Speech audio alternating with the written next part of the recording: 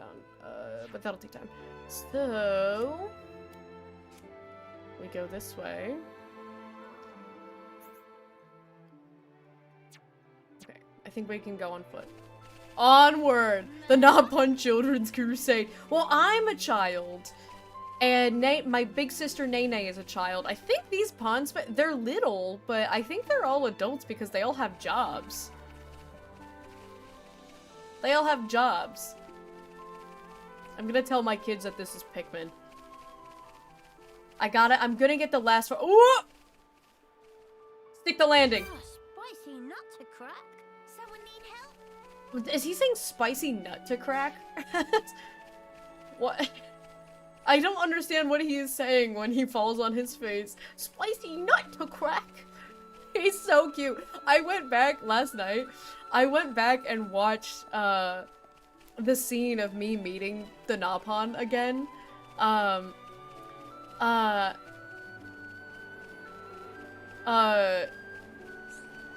Because Gihan wasn't here and I needed to show him. Spike, aggro up. And, ooh, another aggro up. Hang on, let's throw those on. Look at the report. What, the Pond Specters?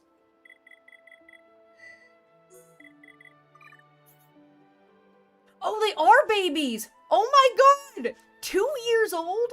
Oh no, that's experience. That's experience. That's not age. That's not age. That's how long they've been a Pond Specter for. For a second I was like, oh my god, 2 years old? 5 years, 15 years, 9 years, 4 years, 18. Yeah, so this is that's not their age, that's their experience that they have as a Pond Specter. Otherwise it would say age. I was about to freak out. I was like, you mean to tell me that I have a toddler, a baby on my team? No, but 10-2 is like, he's been a Pond Specter for 18 years. Oh wait, I was gonna put on I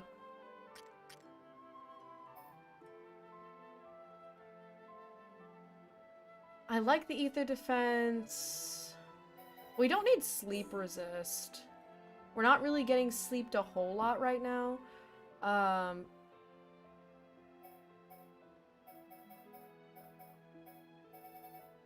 Physical protect might be nice to have.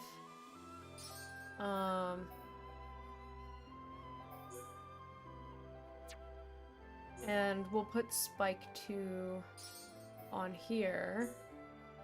And then aggro up for one of the defenses. We're not getting sleeped a whole lot, right? Wait, did somebody say that? Also, hi Fox, welcome in! This was a test on the following system to see how main Xenoblade engine could handle more than 3 characters to the party going through the world. I don't know if that would be a hot take. I think that's a pretty fair, Oh, yeah, I did say that. That was me, huh? Because, like, the enemies aren't putting me to sleep. The grammar sounded like something a Napon would say because I forgot the context of the sentence. And, you know,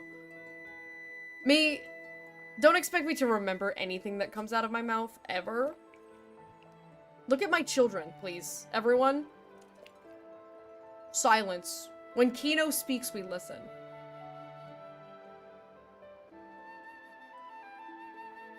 Look at it, he's so little. Oh my goodness, his little face. He looks like an autism creature.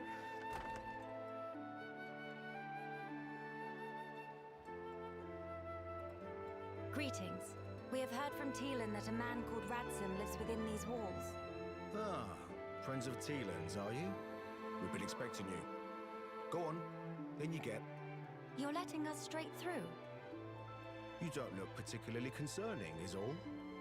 These walls are imposing, but they aren't here for controlling foot traffic.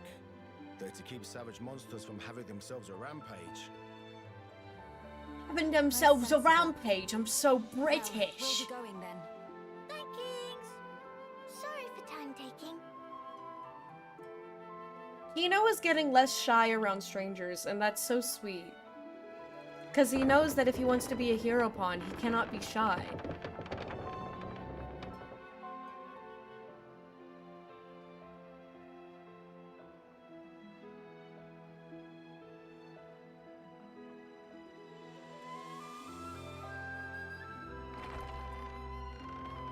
Sylvia, I think you would really like Nene. She is very pink.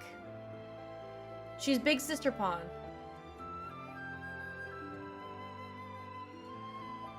And she has little bows in her hair. She's so cute. They underestimated Shulk. Now get him! Get him! Me and my army! Look at us dance. She's Big Sister Pawn, and Kino is Little Brother Pawn, and this is my army of Pawn Specters. It's so funny. How many? I have 8. I've got... Look at them! I've got 4 more to go. One of them just fell flat. No! They're falling! They're falling on their faces. Look at the waddle, the arms out waddle that they're doing. They keep falling. They keep jumping and falling. Look at them. Look at how cute they are. No, the one in the back fell. Catch up! Catch up! Come back, little guy! Alright, okay, he's caught up. DA, welcome in. Hello, hello. People following, not upon being a test. Doesn't seem like to have 6 at a time on the field with drivers and blades. Are they... there's 12. Well, at least, like, I have to find 12. It says 8 of 12 at the top. So I've got 4 more to go, and one of them is marked up on the map up here, so we could go try to get that one, but I'll probably get through a little bit of story here. We'll do a little bit of stuff down here, and then we might double back to try to get... Where even is that? That's, like, in the void. So, I don't know. We're gonna eventually be getting all the items as well, but for that one quest. It'll take some time, but we'll get there. I'm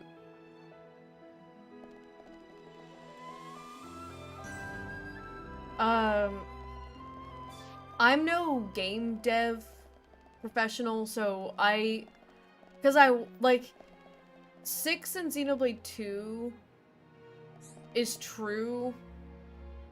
One just want nap. But also, hey, it's 1-1! But in it... well, I guess in 3 you only have 7, so that's not that much more than 6.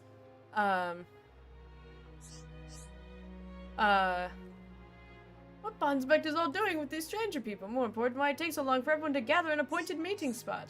Man, never received such information. 1-1 forgot to impart? Ho-hum. 1-1 go find Pawn Specters and make up on mission own selves. But have wings full with other business. Meh, have idea. Good friends guide rest of Pawn Specters to meeting spot. Probably all stuck in strange or sticky situation. Friends look like doing fine job so far. Surely no extra bother. 1-1 should be done with business by time. Small Pawn Specters all here. Naturally, a little reward in store for helping 1-1. Sound like a jumper here upon keynote. Thank you for the lurks to Silly. Look at my little dance. Look at my little dance. Look at my little dance. And then he immediately goes back to this little face. And he's so cute. How's my pause? It's okay. I'm just chilling. Random approach. There's a bunch of quests we can pick up here. We'll probably do some of that as well. Just want to get the story beat here, and then we'll pick up some side quests to do along the way. And we'll go find that other Pawn Spectre. Nene, look! What splendid armor! Oh, it's true! Scales so shiny and sparkly! It looks the same as any Armu, if you ask me. Different subtle. Sure is. Really? Pardon me? Have you come from Companion's Cape, by any chance? We've just come from the laboratory, but we were at the Cape just before that. And was everyone there all right? Yes, it seemed to me. Thank goodness. That's a relief to hear. Is something wrong? You may be aware, but originally, we all lived here together as a group. But then, some left because there are machina here. Exactly. At first, we managed to tolerate each other in relative harmony. Obviously, we had our share of friction. What happened? Well, the final straw was something trivial. The companions tried all sorts of ploys to retake the capital, but none of the plans succeeded. Many soldiers were lost this way. One machina had had enough and told them to just give up. And that's when it happened. Yeah. They shouted, if you rust rats hadn't betrayed us... That's crazy. we We're would have dropping lost our slurs for brethren and our Machina now? homes in the Oh first my place. god. Things got heated, and then they left and didn't look back. They shouldn't have forgotten that we all lost. Friends, family, and homes. They're soldiers, ma'am. In the war, they put everything on the line for their country. And so... When their country was taken from them, the extent of their anger and resentment was fully understandable. yes. Still, we who stayed behind don't bear them any grudges. They protected us all, for a long time regardless of race. And bear in mind, in the end, they didn't cast the Machina out. They left the safety of our walls of their own volition. That's why we pledged that if they chose to return, we'd welcome them back and meet them with a smile. I will do whatever is in my power to make it so. Day, white eyes sweating. Inflammation of tear ducts. My the way, children. We have heard that someone by the name of Radsum lives here. Radsum? Yes, he lives over there.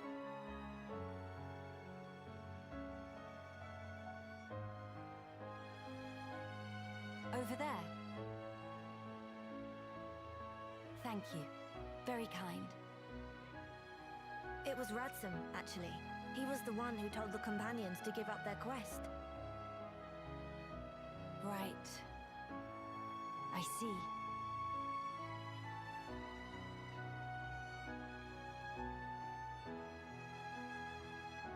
All right. Let's go and see him straight away. Yes, let's.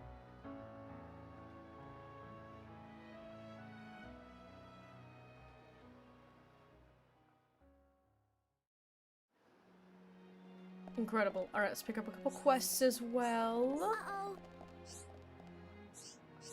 Dude, calling them rust rats. Oh, friend is shy too. Must be shy like Kino. You have same smell as Kino, so as a matter of facts. I get kind of nervous easily, but it's still fun playing on my own. Meh.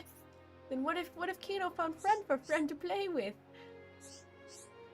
Leave everything to Kino. We'll search town for bestest possible friend. Make sure everyone happy. Any possible friend things already in mind? Oh, well, there's one person. I saw Celine looking out of the capital once. She looked awfully lonely.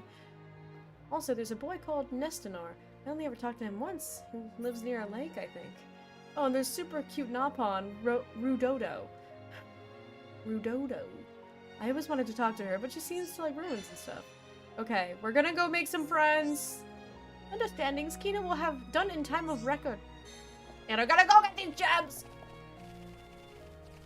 And there's a Napon we can help too. They're too shy to make friends, and so I have to go make the friends for them. I've done it before. Can't find Hereupon, can't find Guarantor either. If I recall, designated Guarantor was young bird lady. You have a quest. Can I...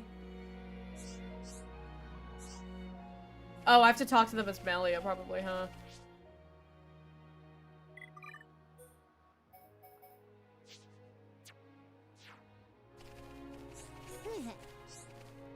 You there, bird person? I remember you. You Guarantor of Hereupon. Guarantor? I don't know what you mean.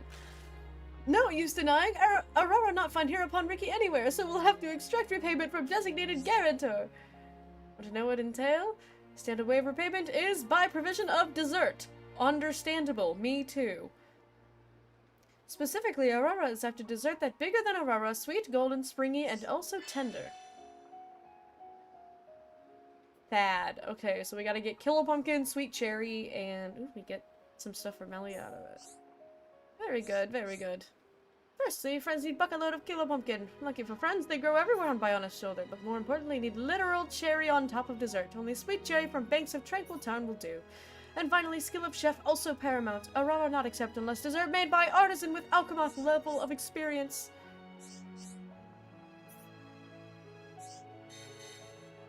Okay, we will get to that when we get to that. There's a... Is it like up? Oh, it's probably up, huh? How do I get up there? How do I get up to the top? Because there's an item up there.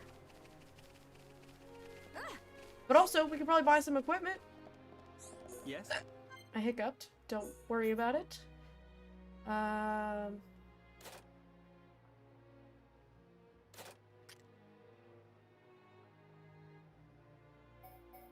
Those are not very good.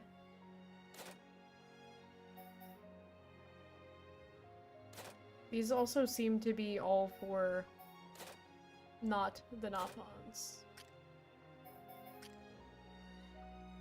They seem to be for Melly and Shulk only, and they're not even good.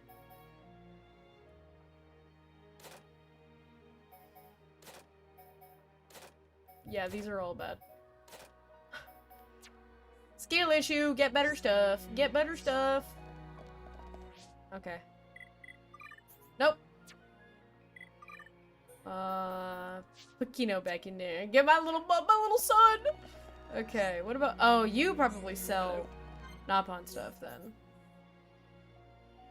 You got some weapons. This is an improvement for Kino, so we can grab... Wait. Dang, I should have grabbed this one. This one's better.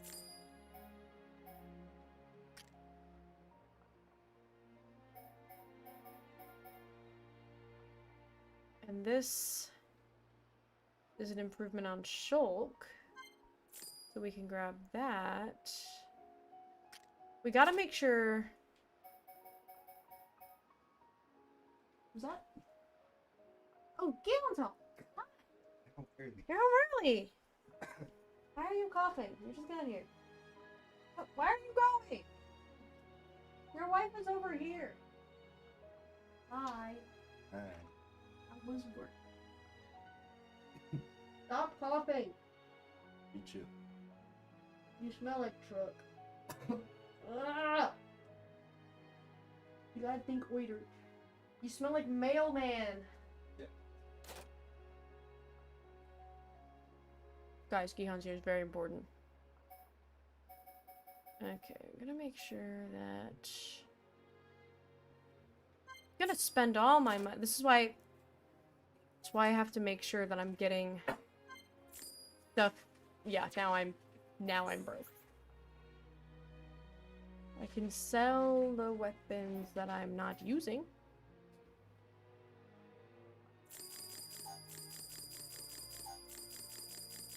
Because I gotta make sure that Nene is fully equipped out as the tank. And I don't want to accidentally sell... Maybe I should... Let's equip the stuff that I just got so I don't accidentally sell it. Gotta make sure that...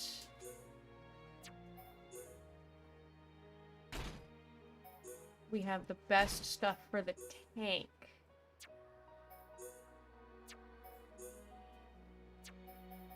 Beguiling ribbon. We'll grab that spike, and we will grab that physical protect.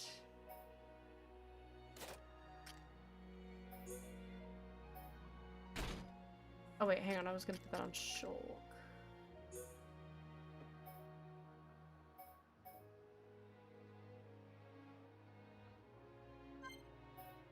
Yeah, I got that for Shulk.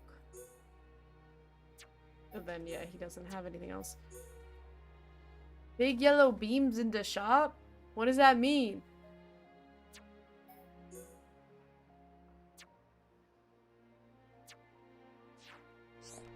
What does that mean? Okay, let's see if I can sell. So now everyone has. Oh wait, I gotta put that beanstalk hair tie I got. Okay, sell those. Sell these. Don't have a whole lot of stuff. We can probably sell, like, I don't think I'll use arrow cloak. Anything that's, like, low. Like, level 2 stuff, I don't think we're gonna use anything that's level 2.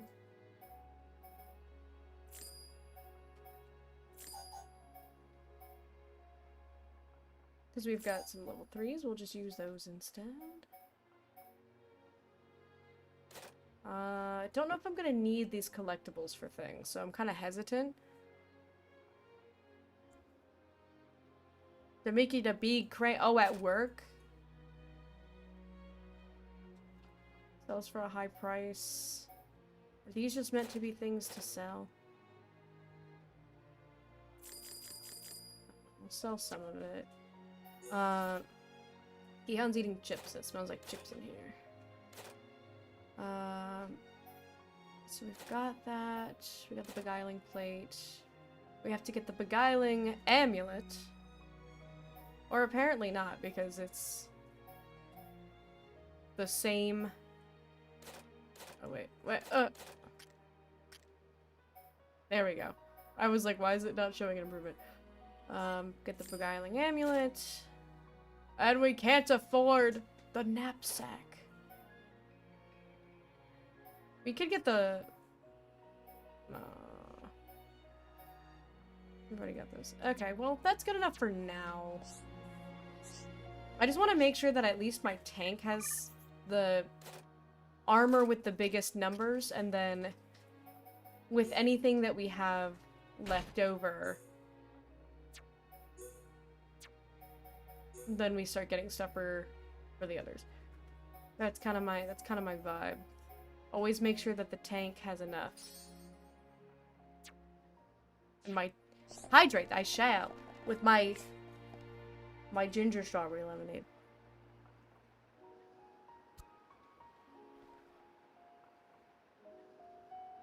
Okay, I gotta figure out how to get up to the thing. And then there's also a couple more quests that we can pick up somewhere. I think we have to go inside. It's ironic that I'm drinking ginger juice. It's yummy. Everything smells like chips in here. Are you perchance Ransom? Yeah, that's me. How do you know my name? Teelan mentioned you. You are his fellow researcher. Oh, I see. He has Teelan tubes sent you. coming out of his nipples. Him and Tyree are still getting on okay? Quite. Though she did give him a good scolding earlier. I don't know if I trust this guy. Went to Alchemoth again, did he? But I'm I hesitant did saying warn that him because not to they've be been very reckless. oppressed by the But when it comes to Entians, and his so research, I don't want to that just boy look has at tunnel look at him and be like, he To seems be evil, honest, so because does that's Tyree. kind of the issue Does she come of here much discrimination as that they're well? facing. You're No, so noisy. hardly ever. She's even more focused You guys on the hear work that? than Teelan. I couldn't begin to guess why she's so driven. I was trying to talk that whole time, and I was like, oh my Must be her god. mother after all. Ransom, we have I know he questions works with Teelan, about but the Fog King. people, you know, Dixon worked with Shulk. Things can change. Don't say anything. Do not do anything to sway my opinions. I see. That's why you're so curious. We need more to go on. What can you tell us? Because of the This guy has a telepathy field, Decepticon the logo Fog on him. King I'm and not his sure we fog can beasts trust him. seem, well, unable to escape Alchemoth. He's got a big forehead. Etherfield. Never Yeah. trust a man with a big It's the forehead. means by which Telethia eliminate any excess ether that they absorb. Now, Vivid, welcome in. Hello, the hello. Fog King and his beasts happen to give off an awful lot of ether. I see. So all Telethia in the vicinity flock there to feed on the ether, and as a result, keep the threat contained. Oh, this hurt Making sloppy joes? Ooh.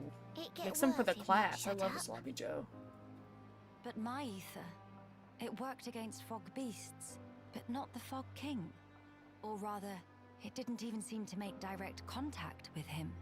Shulk, Melia, would you do me a favor and head to Teelin's lab, borrow his Telethia research notes for me? Sure, we can do that for you. There's something I'd like to look up about the Telethia's ether field. Understood. On Bro's got a another bunch of note, ox cords coming out of his shoulders. we heard that you spoke out against the companions. I voiced an opinion, yes. I can understand their impatience. Their ancestral home was right there. However, I couldn't abide watching them throw away more lives for nothing. Nothing. Sounds quite stark. At first, there were hundreds of us living here. But now, well, you've seen for yourselves. And all because of the Fog King. Yeah. So I think you can see why I said what I said. If we end up extinct, we'll have won nothing.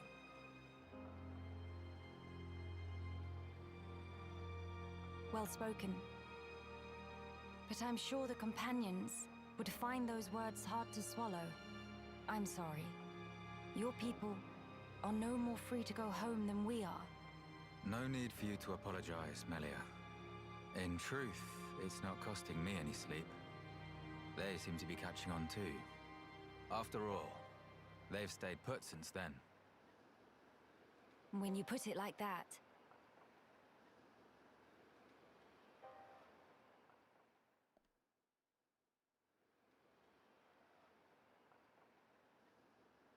The people of Grandel, they're living under considerable strain, not knowing what became of their homes, and with no means of return. But that's also true of Maxis. His people lost their homes too. Yes, but they're feeling desperate, and it's making them unreasonable.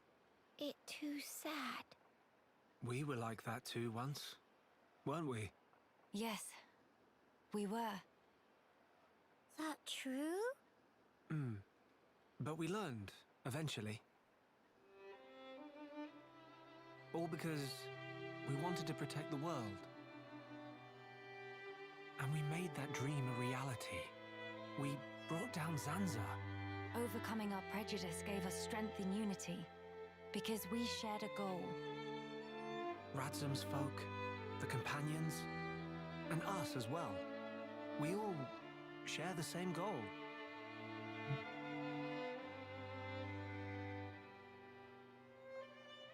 Defeating the Fog King and returning home.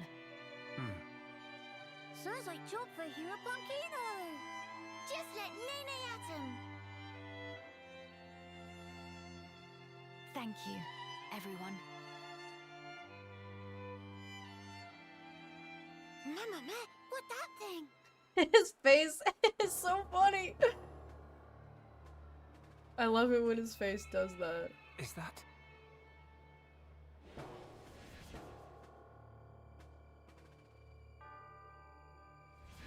It's like the one we saw in Alchemoth, but much, much larger. The You're king's right. butthole. Shulk, let's see if we can get closer. Yeah.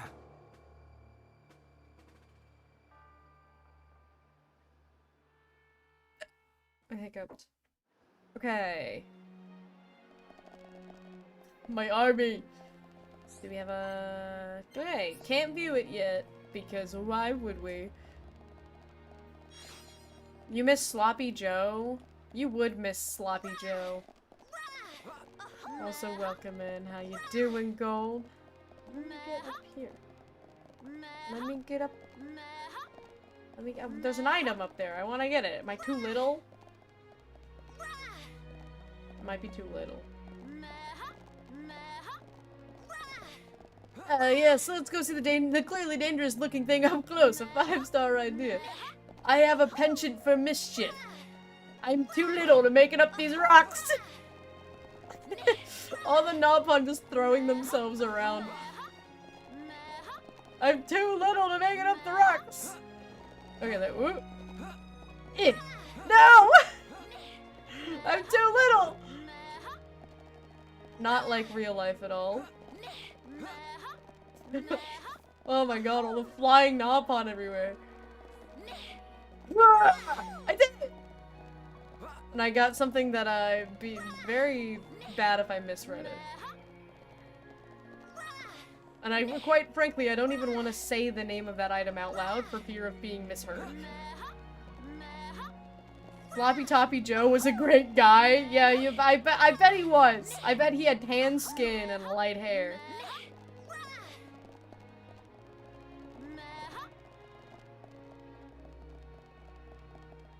Gold would definitely be into Solomon.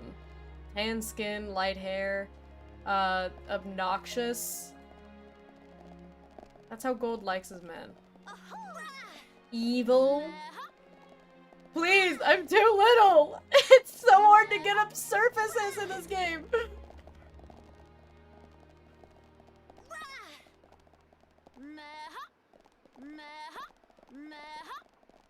You guys are gonna get tired of hearing Kino, but I'm not. We did it! Sacred area! I kind of thought this was the way we were supposed to be going, but you know, that's fine too. I don't like what you're implying about me. Don't worry, there's a whole army of people who like him. Is that it? Is that all there is up here?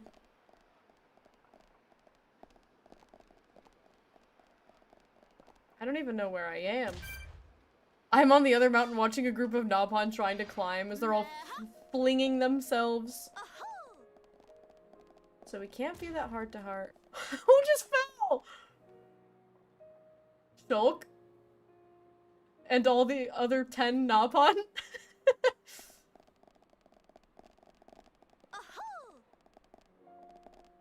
They're giving me a parkour challenge. Oh! All the thumps of everybody hitting the ground. Turns out that wasn't the way we were supposed to be going. We had to go down. Imagine a black feathered high Entian, that would be a peak design. Oh, 100%, dude.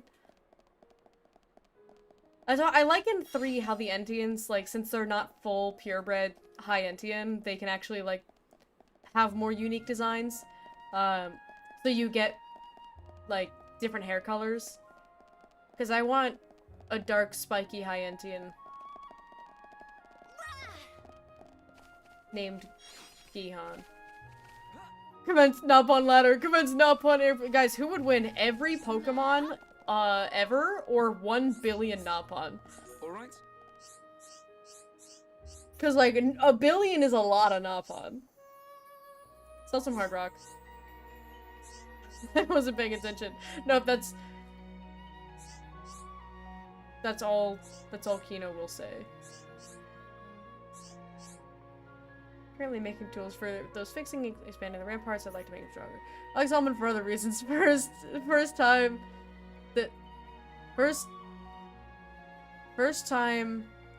that is said for not sus reasons. If they be. God damn it. What is going on with my chat? Why can none of you type?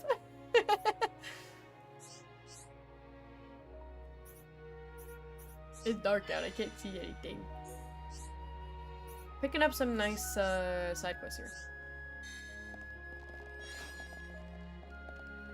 If they all use bleed spells, they win. I think they could just win doing anything, because because a billion is a lot of Napon. Okay, I gotta figure out, how do I get... Where am I? There's an item I need to get that I'm assuming is... Do I have to go up that way? I can't make it up this... I'm too little! I'm too little to go up here! Shulk, give me a boost! Toss me, bud! Remember that one bit from Family Guy of Amish people combining into vehicles through pure force of will? That's exactly what's happening. What did Gihan say that made you think of that?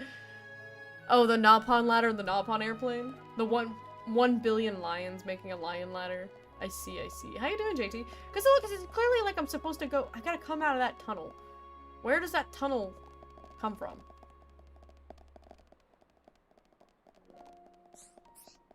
How do I get up? Me and my Napon army are very directionally challenged. Because we gotta get the Corbo. I love the Corbo ladder. If I played ZA, I would be soft locked at that part because I would never get off of Corbo.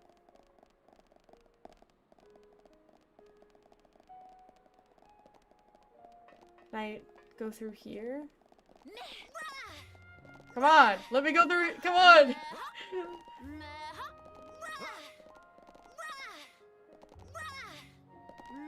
Dog, please. How do I get up there? This stupid quest, because it's gonna bother me if I don't ever finish that quest. But I don't know how to get up anywhere. Okay, let's have a little look at the map here. Cool, it's covered in stuff. Let's see what happens if I go down from this way. I gotta... Do you guys think I can survive that? I don't think I can. But only one way to find out. You can make it, Kato! I couldn't make it. Reach tragic. Maybe Nene can make it. Nene's got more HP. Nene's got more, has like almost twice as much HP. Maybe Nene can make it. You might make the water? Will the water get me to where I need to be though? Hang on, I gotta get a good visual without falling off of things. Cause I gotta go onto that top. I don't know if the water, I'd be down low, and then that's kind of my whole problem, I think, is that then I would be stuck again, right? I'll try that. I'm gonna try to see if Nene can take the fall damage. Fly, Nene! Use your little Napon wings! Nene also could not take it. Okay, we'll try for the water. It was worth a shot. It was worth trying.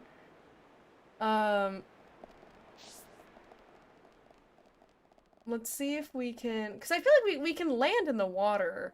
But I wasn't sure if I would be able to then get up. Perfect. Because I have to get up higher. And I was like, I don't know if I can get there from the water. So let's see. Let's see. It's so hard for me to climb any surfaces. I'm too small. Okay, I think this is working. I think we're good. How do I get up? Okay, well that's a dead end. I don't think that's too vertical. No, no, no! Okay, where am I right now? And where do I need to be? Item is up there, presumably. So I think I gotta go around like that. I think if we go around... What's a foot long and slippery? A slipper? You know what, Grabby? Cannot deny that. I'm too little! I hope you're having a wonderful day. Kino has no mass and his Napon wings increase his drag coefficient. He shouldn't take that much fall damage. My immersion is broken. And there's Gihan.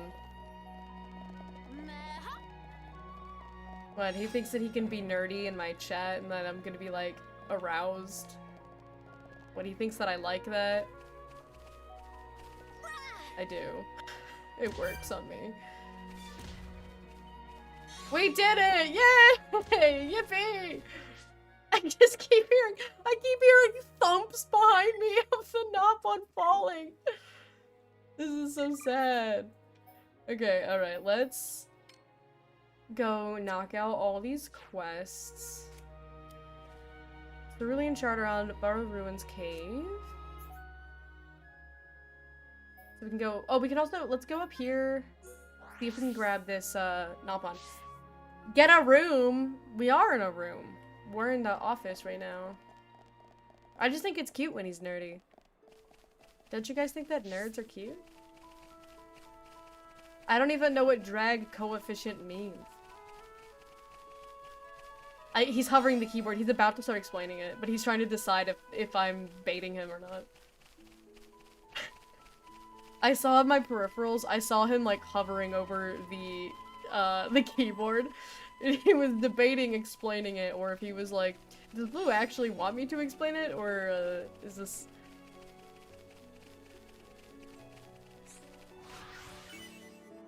Grab some ice. Can I view this heart to heart yet? We can do it! We gotta put, Melia in.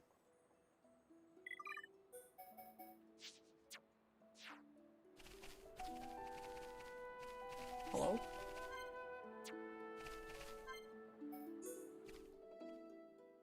Difference about being nerdy and being a know-it-all? Yeah, no, I'm talking about being nerdy. I'm not talking about being a know-it-all. Difficult sort of person to deal with. Oh, my Difficult, shoulders are huh? killing me. Maybe so, but she's still far more mellow. Mansplaining, not attractive. Miss Melia. Gihan and being Miss a little Tyrrhea dork about know each physics. other from where? Cute. Well, it's a little complicated to explain. Complicated how? I'm just not quite sure where to begin. For one, Tyrrhea and I had never met until 1 year ago. Houses too far apart, or I was not allowed to venture outside. Moreover, I never even knew of her existence. She, on the other hand, seemed to know about me. We never met because work had been busy. but how Miss Melia never know her? If sisters, then of course she'd know. That's true. How can I explain this? Tyrrhea and I have separate parents. Different fathers and different mothers, both. Melia just doesn't understand In how the same boat siblings as work. Nene and Kino, then. Just like you and Kino, Tyrrhea and I are not related by blood. But we had a half-brother with whom we shared a parent each. Half-brother? No parents in common, but a brother we are both related to. Therefore, Tyrrhea and I are not exactly complete strangers. Meh. Brain of Nene's starting to melt. I'm sorry. I did say it's complicated. Nene does not understand. If both have same brother, why cannot be one family together? Our parents being different, I and Tyrrhea have led very different lives. We never even met, let alone behaved as a family. Neither knows how to relate to the other, and so we struggle on. It sounds like Miss Melia and Miss Tyrrhea both feeling more like Kino. How do you mean? Kino also not taught to anyone at first. Very hidey shy. I don't think I'd call myself or Tyrrhea shy, exactly. If want to become good friends, but not know how to put in action, then it's exactly same. But as can see for self, now Nene and Kino super best of friends. Do tell, how did you two achieve that?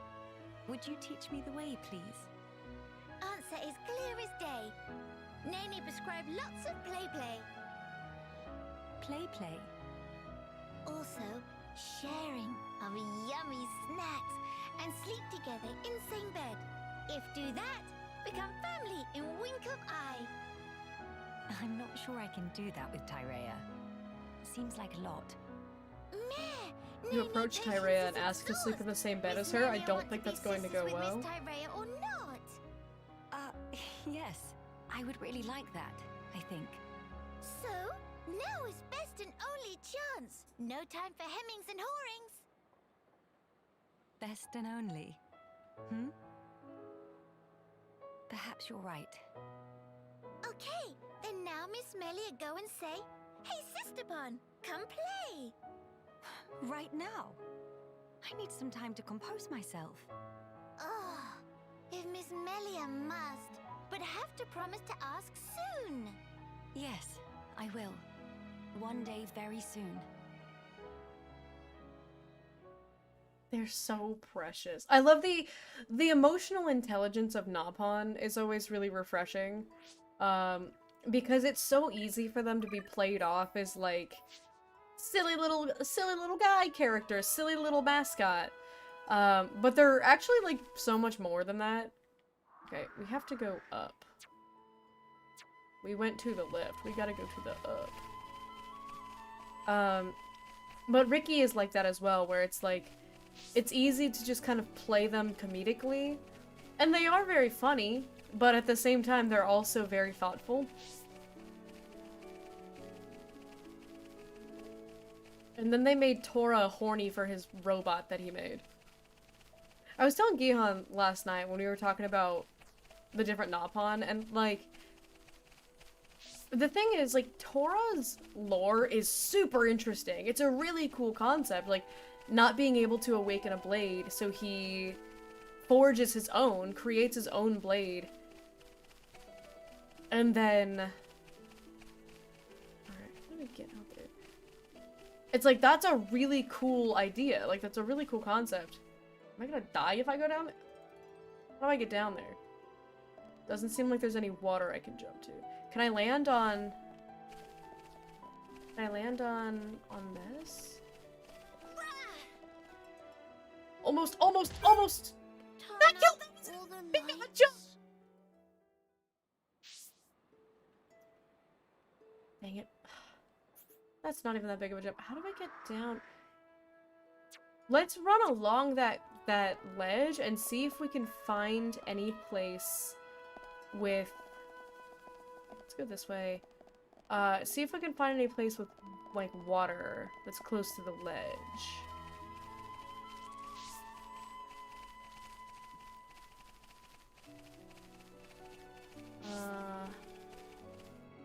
Hard to see. I might need to make it daytime.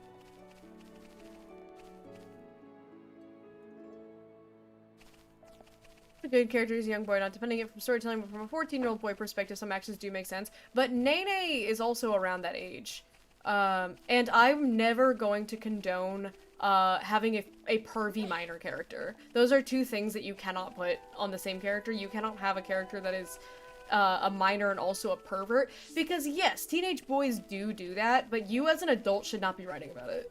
Like, there's a reason that there's an age of consent, and if you're under the age of consent, that's just a weird thing to be including, especially because, like, essentially creating a robot that he's horny for, like, it's like, not now, bro, Quadwing.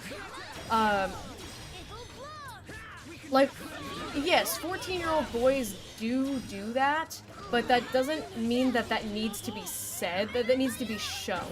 Like, people are also, you could make that argument about anything, quite frankly. Like, like, any bad thing in the world. Like, oh, well, you know, people do that. It's like, yeah, people do that, but that doesn't necessarily mean that you should be talking about it and that you should be shining a spotlight on that. Because, especially when it is not played seriously, when it is played comedically and not addressed appropriately, then it becomes, not condoned isn't the right word, but, pretty much, like, I'll use a different example. If you have so it's really hard to have this conversation while there's 10 Napon attacking, so, and there's a lot going on here. But,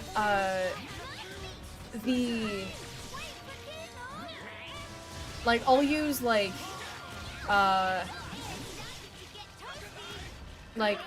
racism as an example, okay? Like, I'm just gonna, I know it's not the same thing, but I'm going to use another thing that's bad, because I would say that, sexual content involving minors is bad. I'm gonna go ahead and just say something really controversial that I think that's bad. And There's gotta be somewhere that I can drop down. If not, at least I'm just discovering a lot of new things. And where do I have to go up? I think I have to go up for that. But so like you can have a character in something like be like racist. Like that's a thing you can do. But if it's played comedically and never addressed that it's bad, and that character never grows. Oh, I thought that was water. I was about to throw myself down there.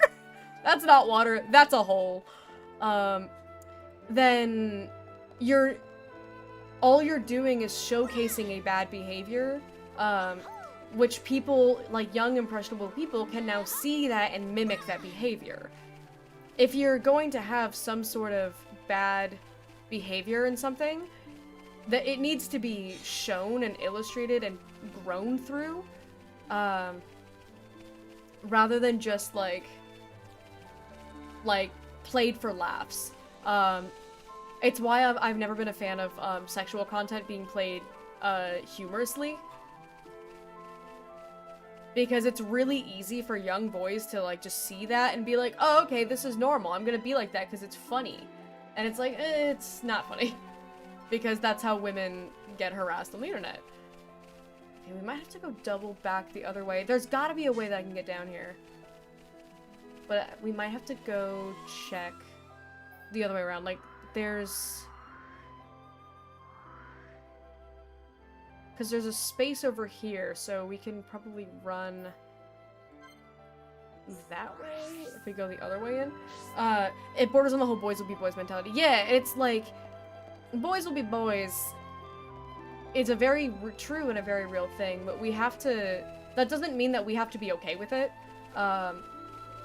And in the example of Tora, like, ultimately, it's not that bad with Tora because it's not that much. It's pretty much just kind of like when you first meet him, it's this, like, one-off thing. And every time Poppy gets built further, she gets, like, hotter and hotter. Like, she goes from being, like, really cute to being a lot more, like, adult-looking, and it's, and, you know, a lot less clothing. And I adore Poppy. She's one of my favorite characters. I think she's so cute. But Japan does do it, like, the worst. They are very... If I have to deal with one more goddamn Crowmar, like, it does happen a lot, and I'll use My Hero as the example, Mineta from My Hero. Like, that character does not need to exist, and I don't think that he is adding anything to My Hero by being a horny little boy. It's just weird.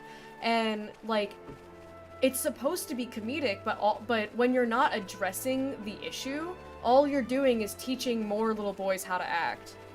Can I do this? And then... Now I'm a little bit lower? And then kind of finagle... Shulk, no. Gonna finagle my way down from here. I think we could be onto something. Oh god. Oh no, oh no, oh no, oh no.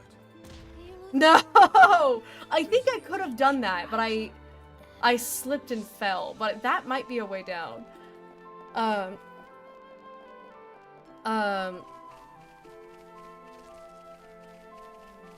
But also, Matt, I saw that you said you can hear me now. Hello, hello. But yeah, it's not at the forefront of the story. I 100% agree that it's not at the forefront of the story. And that's why I said ultimately it's not that bad. But when I'm comparing him to every other Naupon, and I think it's fair to compare him to the other Naupon because they are the same character archetype from the same game. So I think it's fair to compare Tora to Ricky, to Riku and Manana, to Kino and Nene, because they are all the same race, same archetype of like cute little mascotty party member. They're all the same race and generally fill the same role.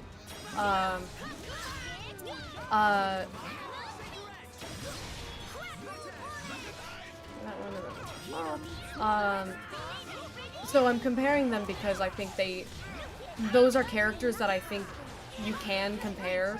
I don't often like to compare characters, but I think that this is an example where you can.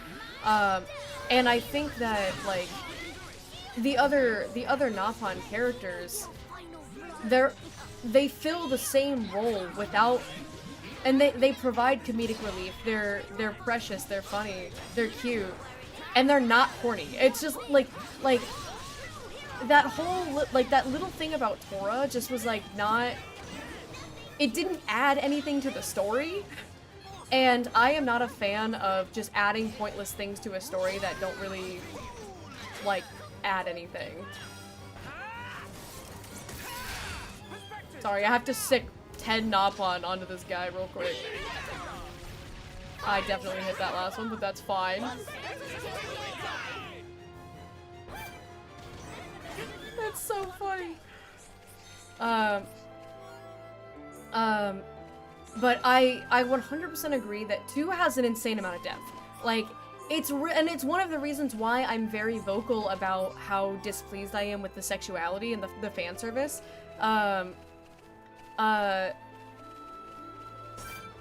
Because the story is so good, and like again, not like my favorite Xenoblade story is 3. All of the Xenoblade games have really solid story, and I'm not going to compare the stories to each other because again, they're all different. So I won't compare the stories to each other regarding like, oh, this one's the best, this one's the worst. But it is just a really good story. It's a very, very solid story.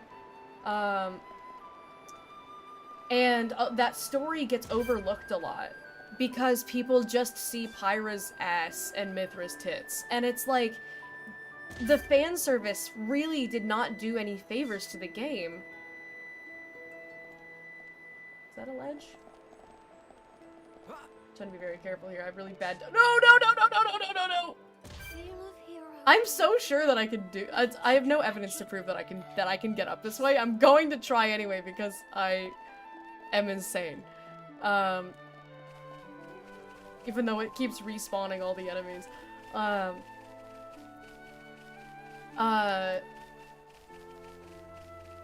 So, like, it makes me really sad that 2's story gets overlooked because people are so caught up on the fan service. And so that's why I like to be very vocal on the fact that, like, hey, the fan service is not doing any favors to the game. This game was phenomenal. Like, I think the fan service ruined what would have been like a 10 out of 10 game for me. But the fan service knocked it down a couple points. And because if people never have that conversation, then this guy's probably gonna come. If people never have that conversation, then nothing's ever going to change. And I know that I'm not going to single-handedly, you know, be responsible for the death of egregious fan service, and I'm not expecting to.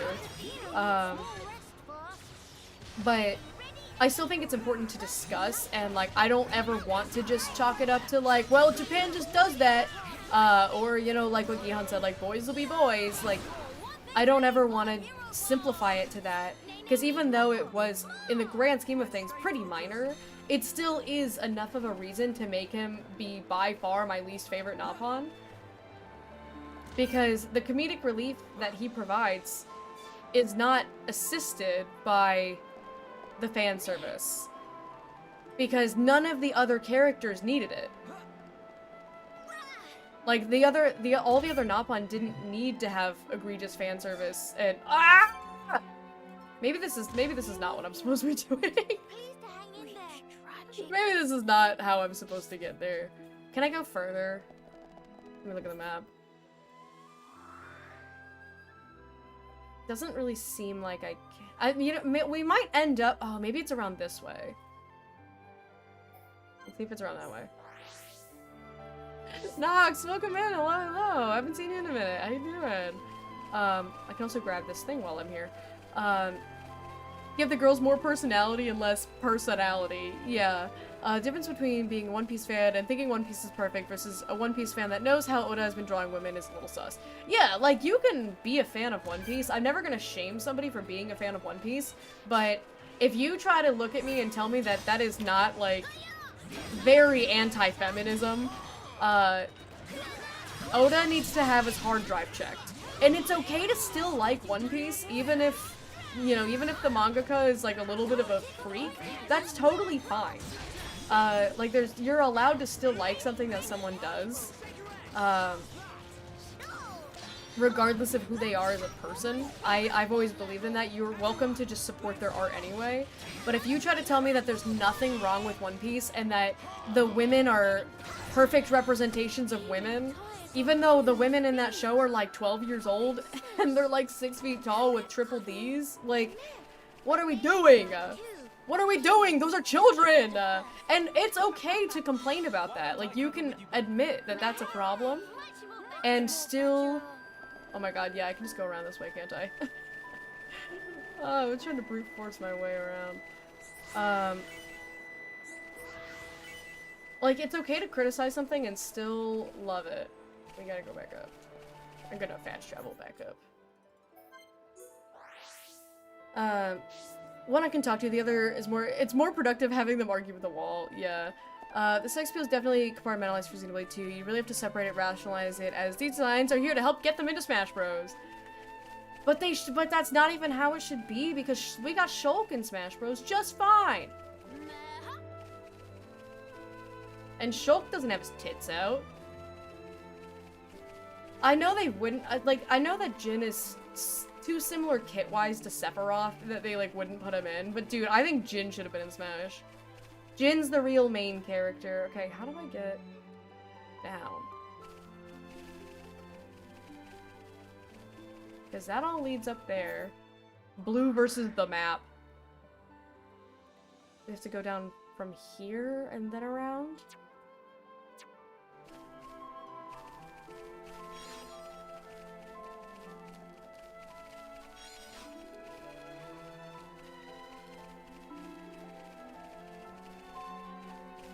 Go down. Oh! I fell again! No! No! This is the way I'm supposed to be going. And I'm pretty sure I've been that exact way before. Yeah, I'm not talking about the Straw Hats. I'm talking about the... I don't know the, like... We go from here. This is the way we need to go. I haven't seen the show, so I can't tell you about all the names. I know not like I'm not talking about like Nami. I'm talking about like these like random all the characters that all the women that all look exactly the same, and then you find out that they're like 12 to 14 years old. Yeah, no. I'm not talking about the main characters. And I didn't think I needed to clarify that because I thought we all kind of knew. We're veering closer to the territory. I found the way to get down, guys! Veering closer to the territory of the, like, what do they call it? Bean soup theory. It's the whataboutisms. It's like, well, actually, the main characters are adults. It's like, yeah, okay, I didn't say every single character is a minor. I just said that there are female characters in that show that are literal 12-year-olds. And are not dressed like 12-year-olds at all. Hello, doggy. Okay. Bad dinosaur. Bad dinosaur. I'm on a mission.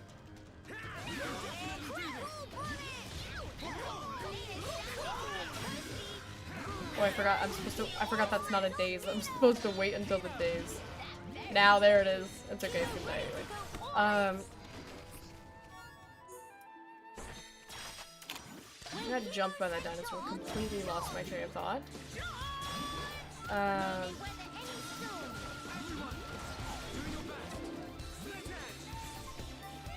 He's aggroed on the Napon.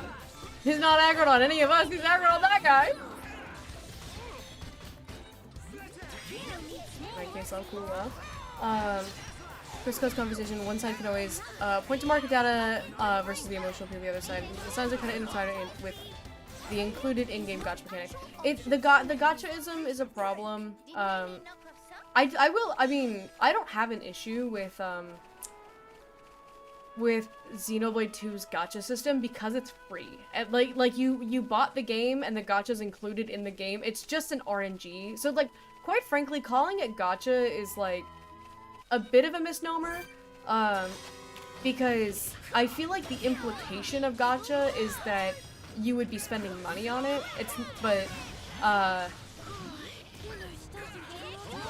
Like, the Xenoblade gacha is much more like just like a randomizer, because you get the core crystals from doing stuff in the game, and you cannot buy more of them. Some, you know, correct me if I'm wrong, but I'm pretty sure you can't buy more core crystals, you just have to farm them.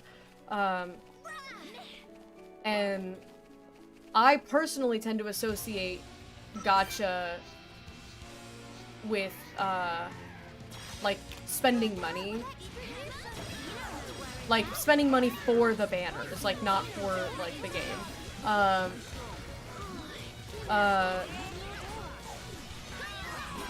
Oh god, I'm being aggroed by a bunch of guys. Why are there so many enemies? And now we're all sleeping. What's going on? Where did these Turkins come from? Hang on, we gotta get these Turkins out of here. That's gonna be a problem. Oh no, now I'm cooling off.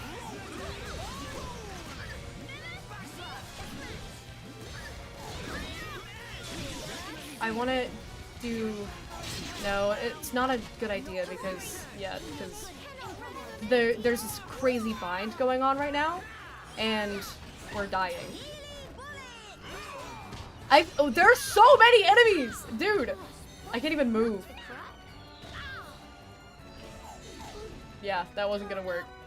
There's like 3 quad wings and like 3 Turkins. Where did they come from? Oh my god, now I'm all the way back here. Oh, no, I was at the place I wanted to be. Blue's one brain cell is working really hard today. Up this way? No, this way. Don't let the Napans lead, bro. We don't know where we're going.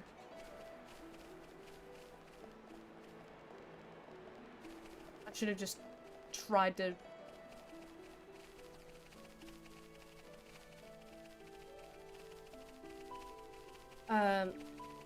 Inclusion of gacha system, gacha adjacent. Yeah, I mean, that's 100% the reason. Hot waifus come with the territory, you need hot waifus to encourage spending. Look at gacha as a spending mechanic. Yeah, but then that's the thing, is that, like, it's not a spending mechanic, is that, like, I think I'm going the wrong way again. I'm going the wrong... Where am I? Why am I so bad at navigating, bro? Why do I not know what directions are? I have to go north from this point. This way! It's quite incredible how bad I am at understanding directions. But yeah, I'm always going to speak up about the representation of women in media. It's a very passionate subject of mine, and so I'm sorry if that offends some people. But I will speak up about your favorite media. I will speak up about my favorite media. Nothing is sacred. If they are reducing women to sexuality, if women are reduced to an object in a game, it doesn't matter how good the game is, I will talk about that. And again, like, I think Xenoblade is a fantastic series, and I really, really like Xenoblade 2. It's, like, one of my favorite games of all time. I absolutely love the game. The sexuality of the fan service of the women, like, that is a problem. And so I will say that, like, it is problematic that Tora made Poppy with the intent, like, with a curious intention. It was brought up, like, once, and it was played for laughs and then isn't really addressed past that, which is okay. Any knockoff socks? Nice job. I'm not gonna like boycott the game because I'm so angry about it, because like it's just fan service. It happens. I'm so used to it. However, like I don't think it's appropriate, especially considering that he's 14 and I'm not like, it doesn't add anything to the story because we have a Napon in every game. Who is the same character trope, the same character archetype of silly little guy, silly little mascot type character who provides a lot of comedic relief. And none of the other ones needed to do that for any comedic purposes.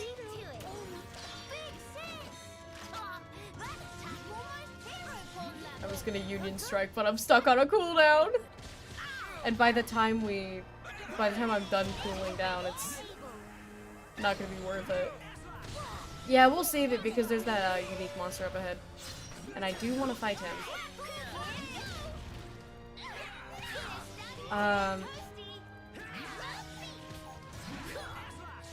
But yeah, boys will always be boys if we never teach them any better. Which is why I have issues with Mineta from My Hero.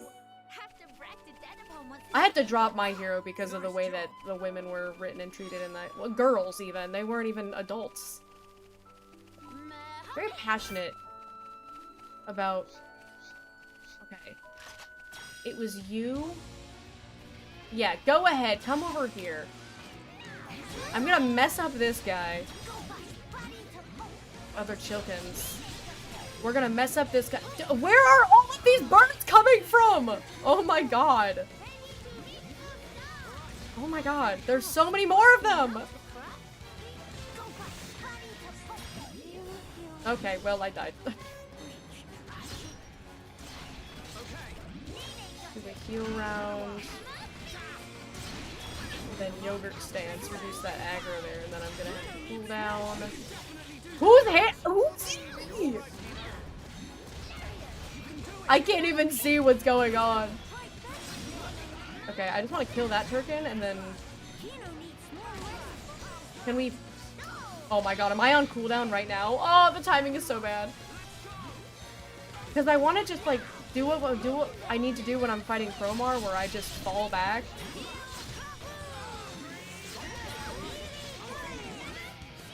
But we can maybe... Why are they attacking me? What am I even doing? Reduce my aggro.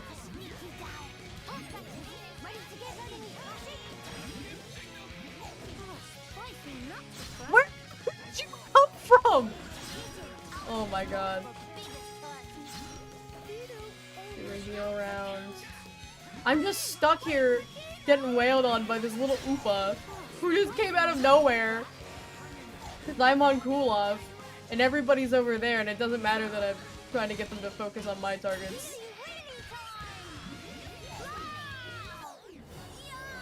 My god. Leave me alone, please! I heal myself so I don't die. I gotta wake up Shulk. Ow! Encourage everybody. Let's put damage immunity on Shulk for a second. I've gotta cool off again. I'm fighting for my life right now. Do my cool off.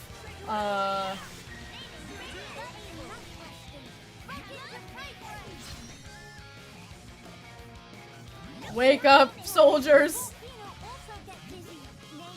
I wish they would attack the Oopa that is targeting me, that I'm targeting, that I'm telling them specifically to attack.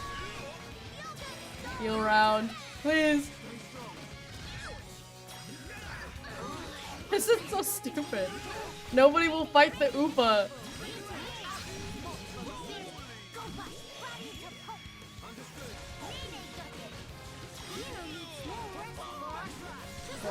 Okay, alright, we got him. Let's heal Shulk up here. We're doing it, guys! We're doing it!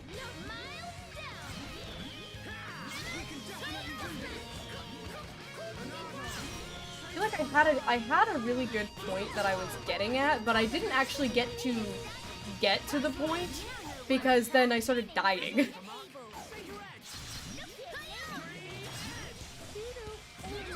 But we're doing okay now.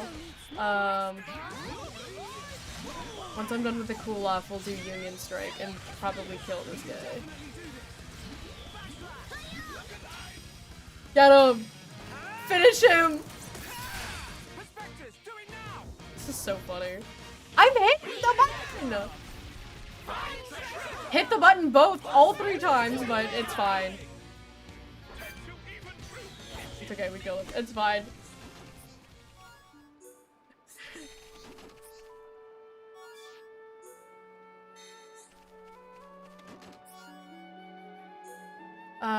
Cool. Oh, this is transcendent feminine beyond the veil of the maid outfit. Yeah, like, women have so much more depth than they are oftentimes given. And, not enough people speak up about it, and it just gets normalized. Like, I love the divine feminine. I think it's such a cool concept. Studying tropes of, like, women, it's, like, really cool. It's cool stuff, but instead, like, the tropes are all just like, oh, what kind of waifu can I make? But it's like, that's not, like, it's in real life, too. Like, it's not just, like, in media. Like, I was talking to Lore about it earlier a little bit, but, like, my most recent surgery that I had, like, I had to get Gihan's, consent for them to do the surgery to me. Gihan had to sign consent forms, because he was my husband, and they were like, well, we have to make sure that he's okay with this, and, like, it shouldn't matter, like, I'm my own person. And it's like, we live in a society where, in the great 2026, we're still making women get permission to get surgeries done on their own bodies. Which is kind of crazy when you think about it. Women are cool. The moral of the story is women are cool, and women are smart, and women are competent. And it really bothers me when they just get boiled down to... I'm gonna Union Strike on the kid now. I want him out of here. I want him out of here.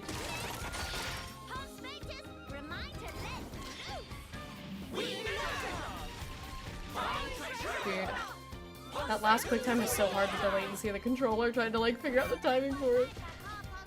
Yeah, got him!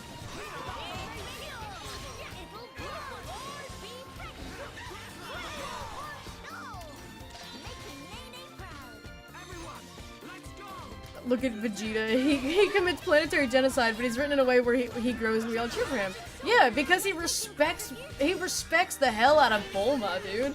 Like, he is, like, Vegeta was an antagonist character who did a lot of bad things, but he had redeemable qualities because he treated women right. And in my opinion, that makes a character redeemable based on how they treat women. And it is something that is addressed in Crown of the Alchemist. I cannot go into details because it's very spoilery. But there are 2 antagonist characters in which I consider one of them to be a redeemable antagonist and one of them I do not consider to be a redeemable antagonist, and it comes down to how they treat women.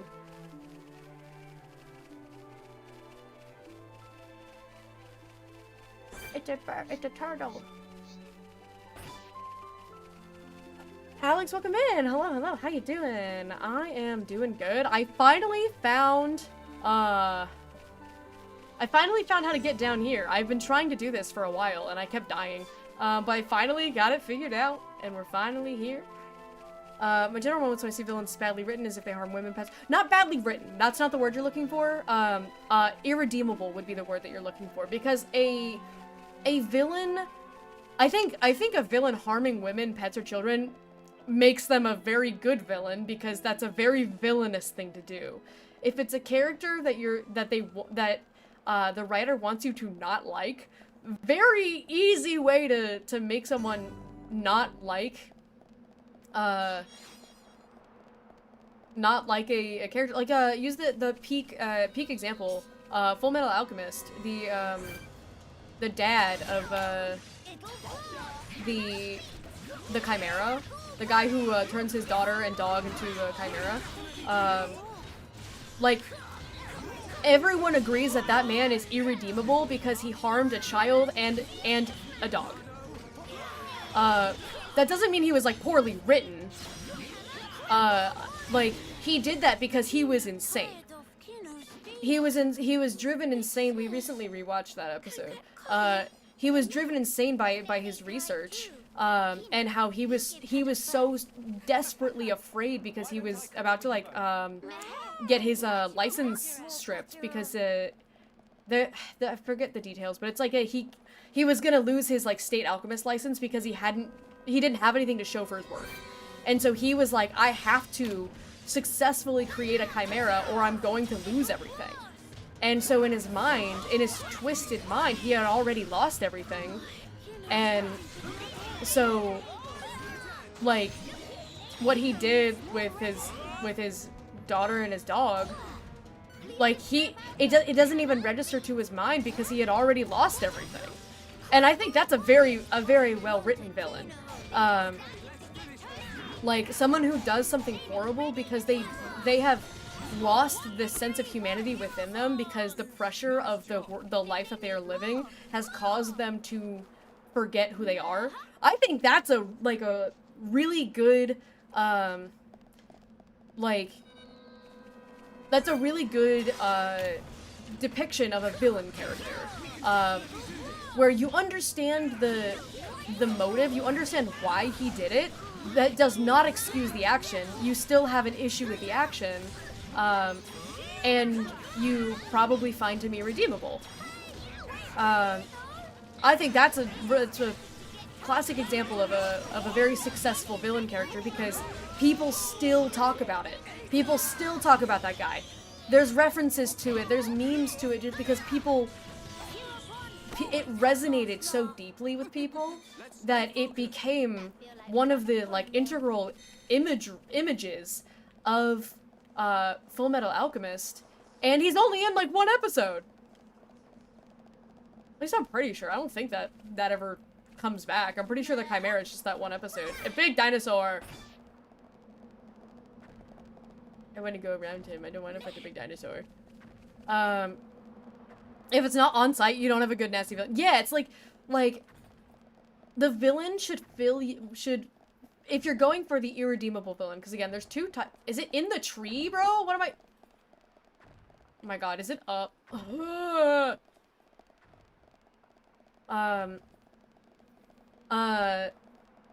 Because there's kind of, like I said, there's like two tiers of villains. There's irredeemable and irredeemable villains. Jin and Malos, great example of a redeemable and an irredeemable villain. The first character, or like if you're going for an irredeemable villain, you should feel feelings of rage just by seeing them show up. You should want to throw hands with them just from them showing up. Also, I feel like I'm gonna come here later in the story and then I'm just tooting around. Watch, I'm not gonna be able to view this. I knew it. I don't want to go into all of this. I wanted to... Did I run past where I needed to go? I think I did. I think I ran past it. Do we consider Wanda Maximoff redeemable? I think she is redeemable in the sense that I deeply resonate with her trauma. Because she is a woman who just really lost everything. And she just went insane. Like, it's, it holds up in court. You can plead insanity. You can plead that defendant was not mentally stable, and that the actions they did were caused by mental instability and psychosis. That's what it is. So like for her, she needed to be like put into an institution in her situation. It doesn't excuse what she did, but it is very understandable that she completely like lost herself in that sense. Dude, the pop-up on my, it's right here, bro.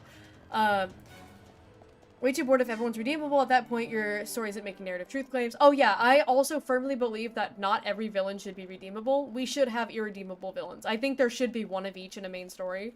You speak to Nanona?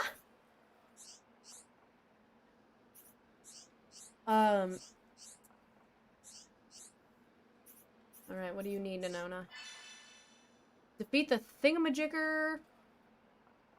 13. I had to count in my head. I don't play enough Final Fantasy to be able to pull that out of my ass. Okay. We will go fight the thingamajigger.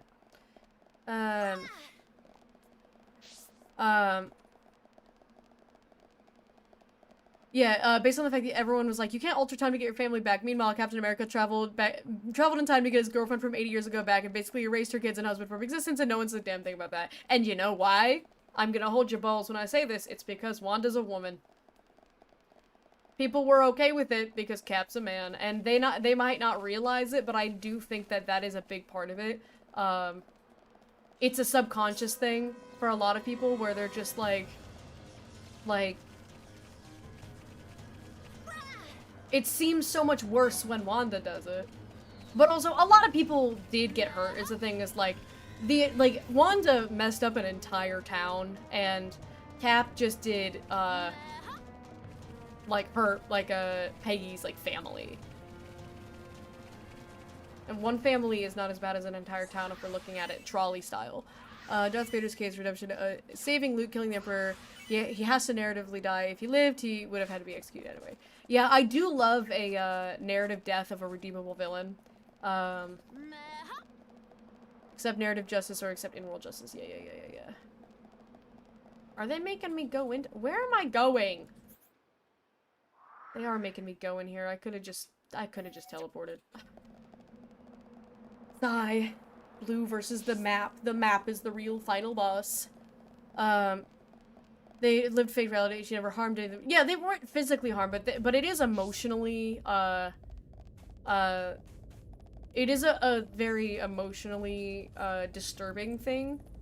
This entire false life where, you're taken away from your family, not even, realizing it, then eventually, you know, that reality will get shattered, and, so she was suffering because she suffered from loss, right?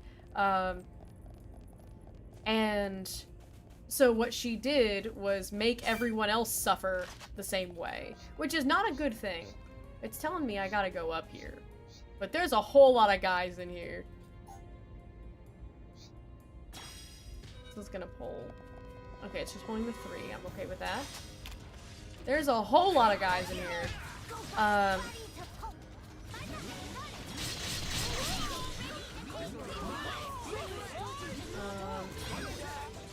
Give myself some immunity for a moment. Reduce my aggro and heal me.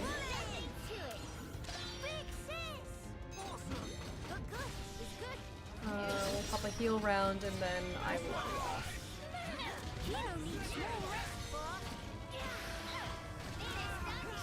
Wanda was selfish and did something really terrible. And I mean, yeah, I agree, and I feel like what Dion's probably gonna say next is, but a lot of people are selfish and do a lot of terrible things.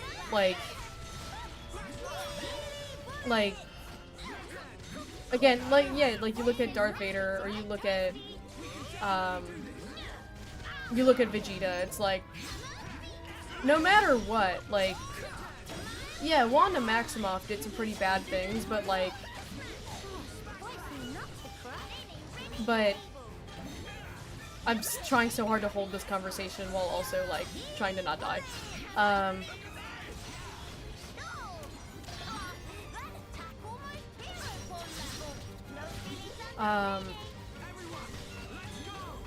Like, yeah, she did some bad things, but you know what she didn't do was like kill like millions of people and genocide a planet for fun. Like Vegito did. Or Vegeta, sorry. Nice job. That feel like run a pollen mill. Okay. Which are Chromars? Oh no, it's 1 Chromar and 2 Ignas.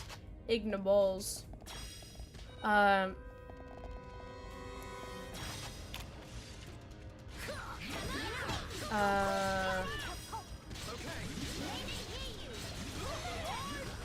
god, they're all on me. Leave me alone! Leave me alone!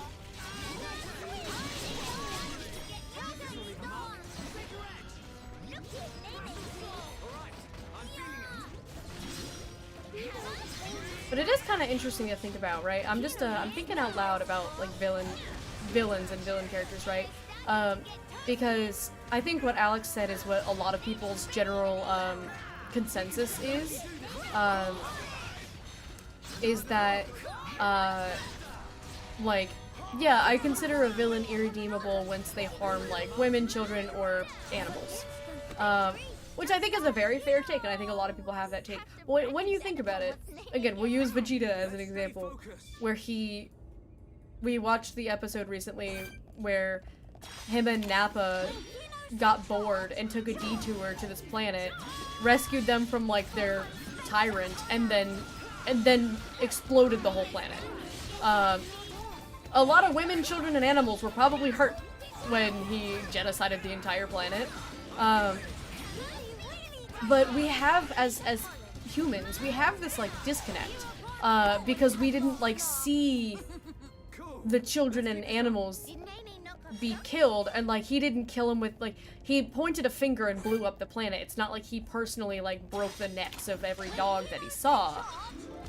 But when you think about it, it's like he did go kill probably a whole lot of women and children and animals during that. And yet we still see him as redeemable because we have enough disconnect from not being able to witness it ourselves. Just an interesting thought that I'm having, because it's like, okay, lots of people here now. Lots of guys. Let's see if we can blow up the Orluga.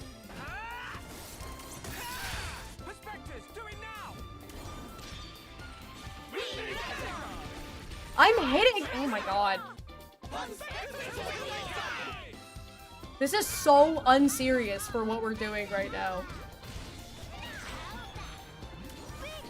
Oh my god, and I missed that quick time. That was bad. Okay.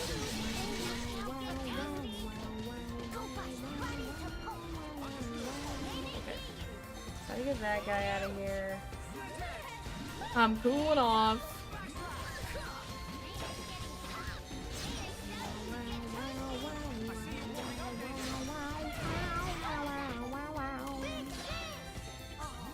There we go, give me that chunk. Okay, I think it's just the queen left. Ow! Leave me alone.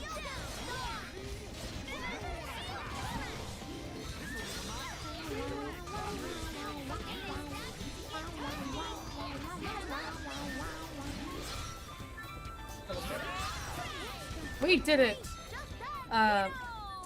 No laws that convict people for killing an ant because they're that insignificant. Yeah. Like Vegeto's, Vegeta's perspective on the, on genociding a planet. They're all ants. For Lily's even doing anything evil because everything's beneath them. Yeah.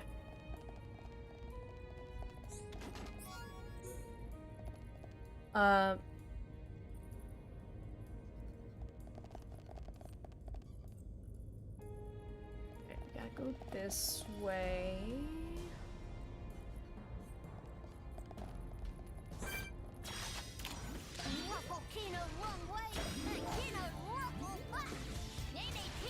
Get him! I'm doing all this to go get a little Napon.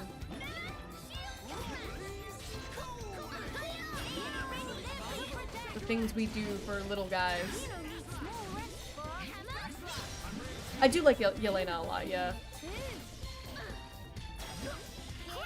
The moral of the story of this and of all of this is honestly just that a lot of people lack nuance when it comes to understanding character.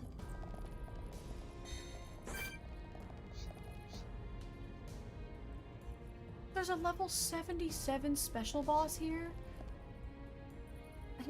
Explain this to me! Okay, so there's an Igna and a Cromar, and then Thingamajigger 13, which appears to be another, like, Cromar or something back there. And then a level 77 unique monster. That's not the guy I'm supposed to fight, it's this little dude next to him? Hang on. It just looks like a Cromar.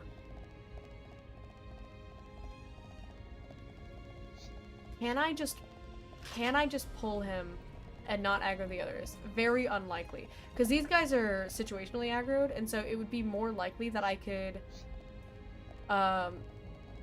lure them out. And it would just bring the two of them, perhaps? Yeah, okay, so that's just gonna bring the two of them.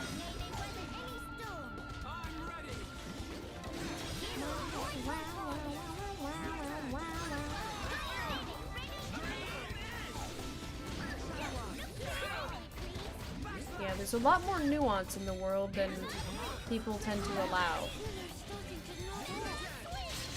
Everything is not black and white. However, I will always speak up about the sexualization of women. And again, you can have an attractive woman. A lot of people misunderstand.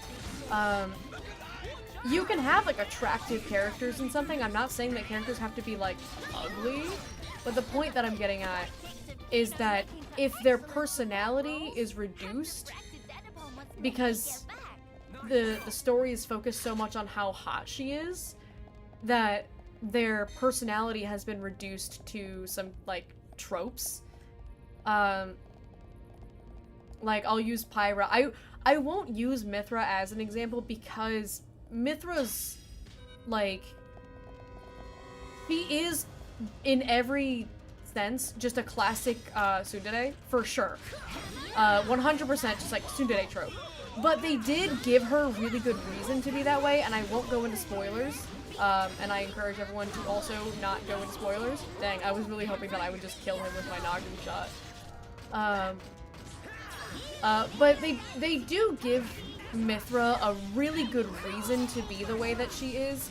But Pyra's existence is really a lot more determined based on Mithra rather than being her own. Like, she just ends up becoming this, like, Pyra exists because of Mithra's issues. And I'm trying to keep it very vague and spoiler free.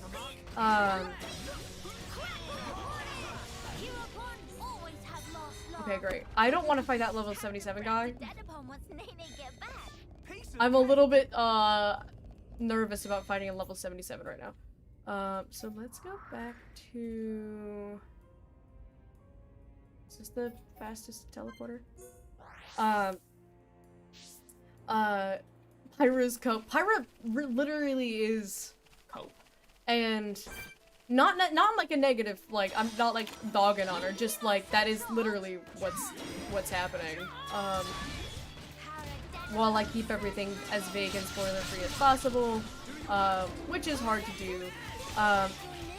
But Pyra suffers even more from the waifuification, if that's a word now, I've decided. Because Mithra is 100% a waifu trope. She's a waifu trope that they gave a reason for her to act like that. Where'd you go? Even though she did act like that before, it was like, it at least like helped explain it. Hang on, I got locked in. I gotta find that sweet spot on where and when to hit the button for the last one. So I've got a wireless controller that has just enough latency, to where it's really hard for me to hit the quick times. Because I can't hit them when you're supposed to hit them. Where are you coming from? Oh my goodness.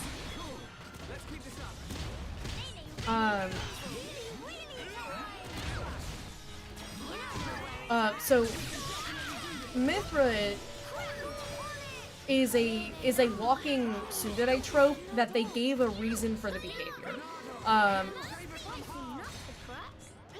Pyra, on the other hand, is more like, she's even more of just like generic waifu.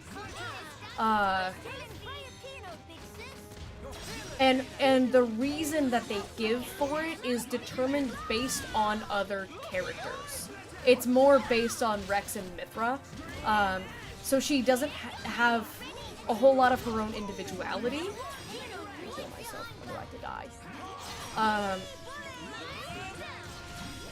And I've always found that, you know, as a longtime writer and storyteller, I've always kept a very careful eye on how women are being written into something, because I can tell if the writing is genuinely about the woman or if the woman exists to service another character.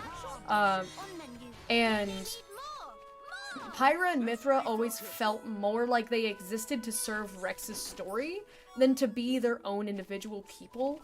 And it's a very tricky line to toe for the writers, so I don't fault them for not executing it perfectly, because it is difficult because of the natural existence and symbiosis of blades and drivers.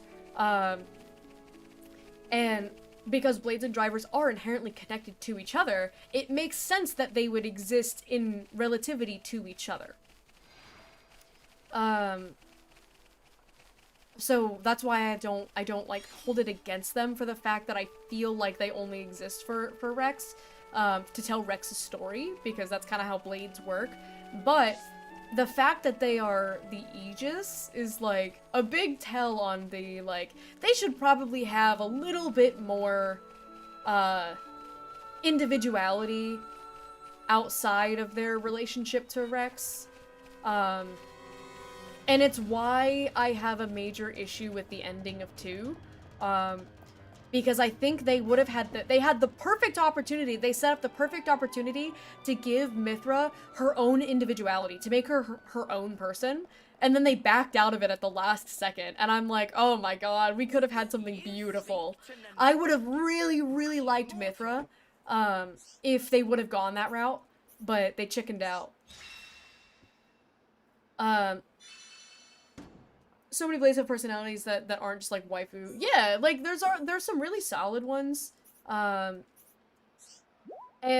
so it, like, to me, so think about we'll talk about the other Aegis, right? So we'll talk about alright, I've only got 3 left. We'll talk about Alvis, right? Alvis is not the center of the story, which is fine, but the entire time, Alvis feels like an entity that exists beyond the story, because that's what an Aegis is supposed to be, and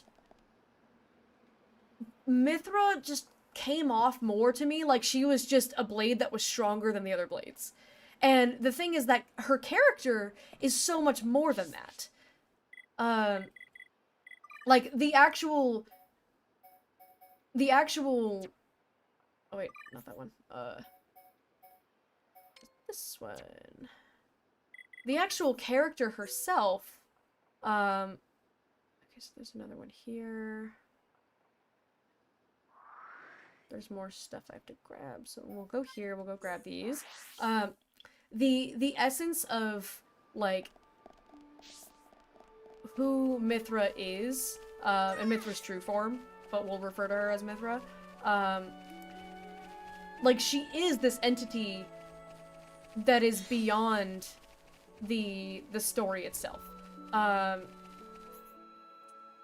of that goes by.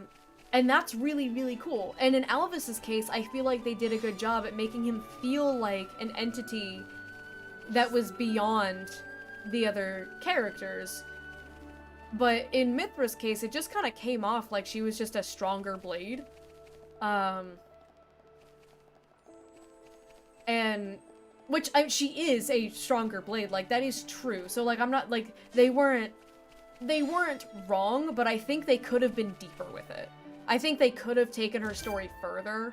But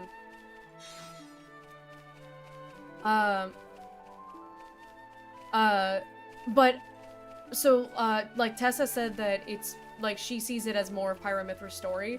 My number one, and again, I'm trying to keep everything spoiler free, but the ending of the game, in my opinion, disproves that. Because if it was their story, their arc was completed. Their arc was completed. And the fact that they didn't do at the end what I think they should have done at the end, proved that it was more about Rex than about them. And I can't go into more details without spoiling things. So sources, trust me, bro. But in the sense of a character arc, of a character development, I believe that at the end of 2, Mithra's arc is completed. They do a really good job completing her arc. But then they didn't commit to what I considered to be the completion of her arc. They backed out of it, and then instead brought her presence Rexward. Go over here. How do I get over here? Do I have to go around? Maybe I have to go around the back door like this. The fact that I almost skipped credits would have completely changed my experience. For 2? Or Torna? Did you ever beat 2, JT? Mage's final round interviews as the last guy. I think I have to defeat the hiring manager in Mortal Kombat to get it. JT, I will be praying for you. I hope it goes well.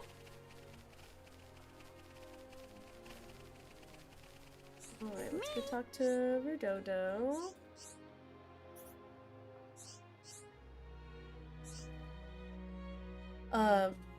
Alvis always felt like he plays an observer role because him being Ontos of the Trinity processor, he's the final arbiter of what reality is supposed to look like. So the way he interacts with the characters throughout the saga, he always seems to get the characters' consent. Yeah, I would agree with that. And yeah, that's my thing. Like, I just didn't get that. I didn't get that aura from Mithra in the same way.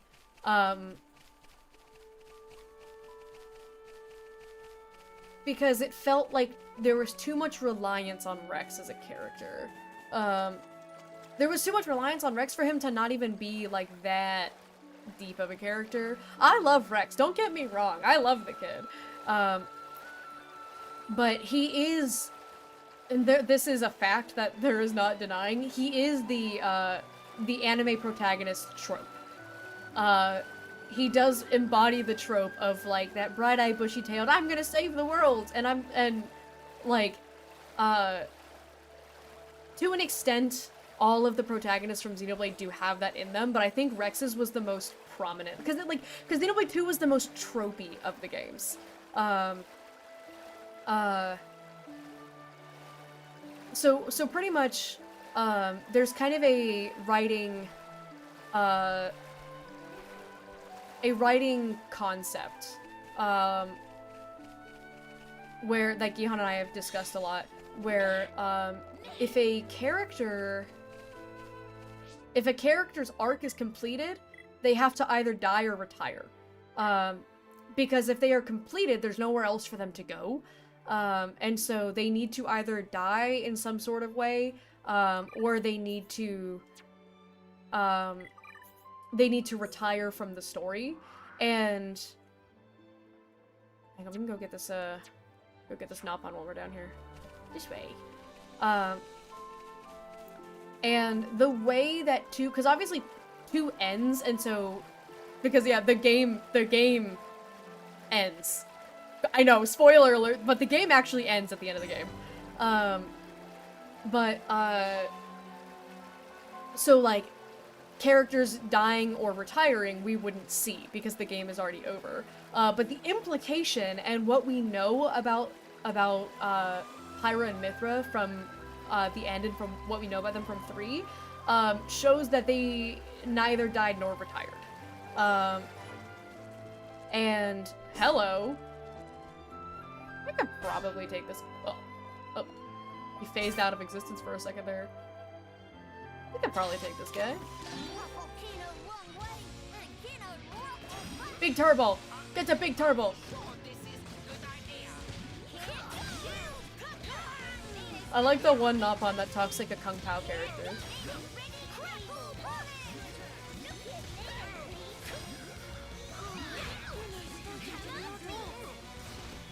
Okay, I'm gonna come over here and then cool off, because everyone's doing okay HP wise.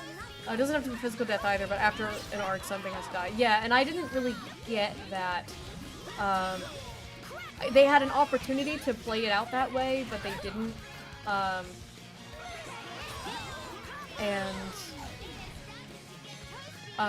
So I think because they didn't do it, that's what made it feel like it was more about Rex. But I feel like it should have been more about them. I would have liked for it to be more about them, but, like... Because here's the thing, is like, you can have a trope. You can absolutely have tropes. Tropes are allowed to exist. You just have to give the character depth beyond it, is the thing. No, no, no!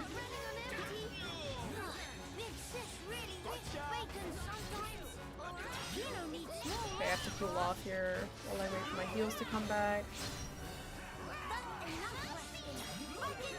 Let's get in with that one. Okay, there we go, we're good. Don't look at me! Why are you acting on me? I'm just a baby. I'm just 2 sauce packets big. There we go. Who's he aggroed on? Is he aggroed on Shulk?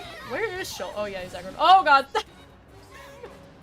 I was like, who is he hitting? I can't see. Wake up, Shulk.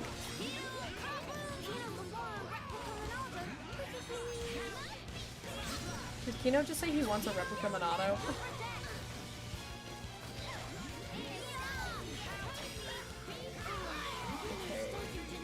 Heal round. And let's cool off.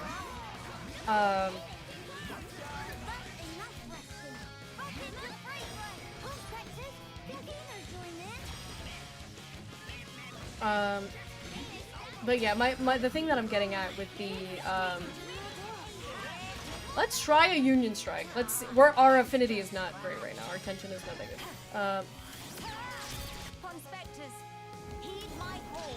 Oh, let's see how much damage this will do. Oh, I got the 3rd one! That one's so hard to hit. That did pretty good. Look at me. Oh no. The problem is that we can't be having people die because we just...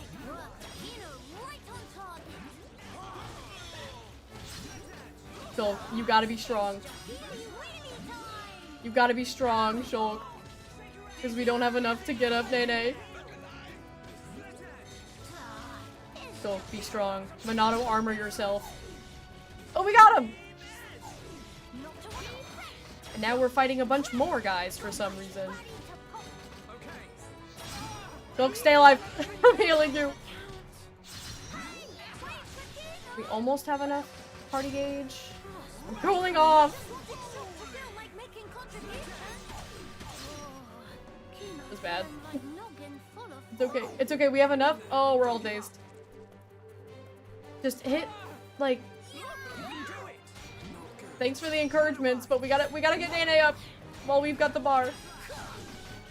Heal round. Where's my heal round?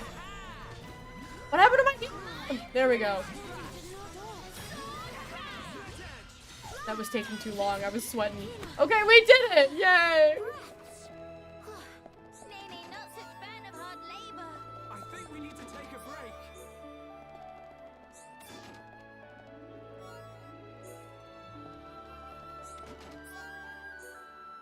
Okay, where was I going? This way? There's a pawn spot. Yay, okay, over here. Oh, I'm hungry. I had to lean forward in my chair a little bit there.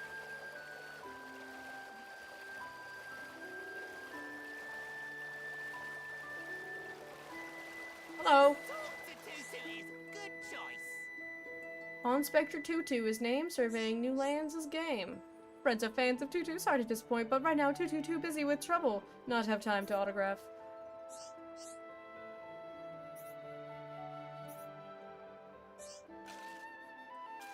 Fan friends. Go to Piddly Island, search for Tutu's mirror. I was just there! Something jump for Healer Pumpkin. I was just at the little island right here. I gotta swim. I was just here. I went backwards. I really want to have all of the Pawn Specters. It's very important to the story. Alrighty. Grab that. Grab these. And go back. I'll always be glad for auto running. The way the story goes into makes Rex grow significantly. I really like how his mentality changed. Ah! Can I aggro the right one, please? The one that's right, the one that's chasing me! Oh my god. Game refuses to... I'm gonna die. Oh my god, I don't even have any party gate, bro. I died because my game refused to lock on to the special monster. That's so stupid.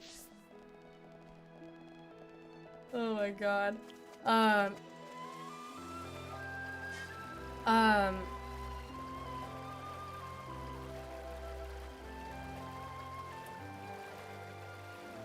Okay, stand by. Hang on. Let me... Because we can take that guy. We just have to... Hang on, I accidentally went too fast. Oh my god. Thank you. Pull him over here. Because I would like to not fight 1,000 flammies. Alright, get him. He doesn't stand a chance for me and the Pawn Spectre army.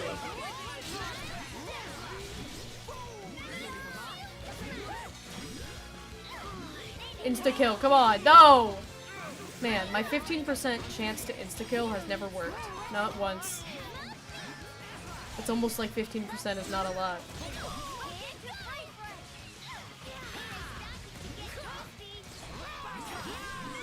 Damage immunity. Do a little healy wheelie. We'll do a little heal off here.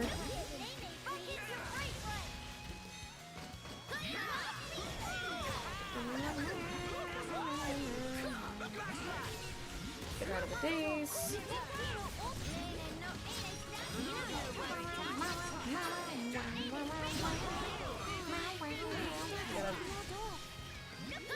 Cheer up! Cheer up! Yeah, I feel like I didn't need to say this, but I feel like now I kind of feel like I do have to. I will reiterate that I think it's a really good game and a really good story.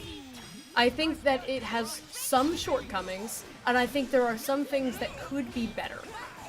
But that doesn't mean that I think that it's bad. I overall really like it. Like I said, it's one of my favorite games of all time. But if I can't criticize my favorite games, then I don't deserve to have them as my favorite games. I believe critical thinking is important. Like, I say that Rex falls into that category of the anime protagonist trope. That doesn't mean that he's a bad character or that he has no depth or that he's not well written. It's just like as far as the three protags go, he is the most tropey. Because Xenoblade 2 is the most tropey of the games. 1 and 3 are a lot grittier, they're a lot more realistic. And 2 is a lot more anime. It's very, very anime. That doesn't mean that it's bad. That just means that it's anime. And it's allowed to do that. And I am not saying that I think that it's bad. Like, I see that I hold the game very fondly in my memory. Alright, what's the 13 on these? Taxi! Welcome in! Hello, hello! I'm knocking out some side quests right now.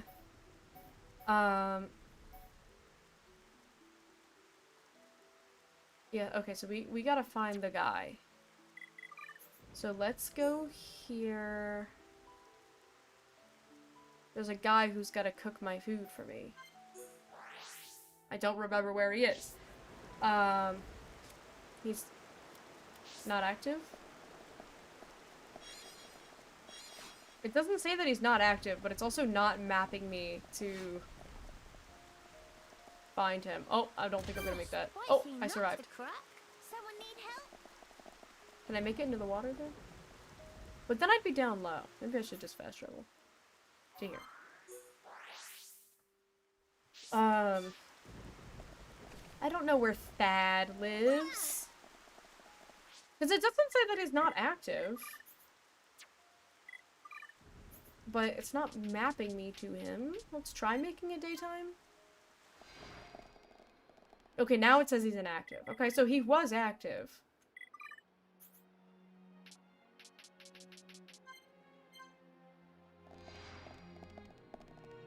Well, now it still says that he's inactive. I made it nighttime again. What else do you want from me? Where is he? Which one of you is named Thad?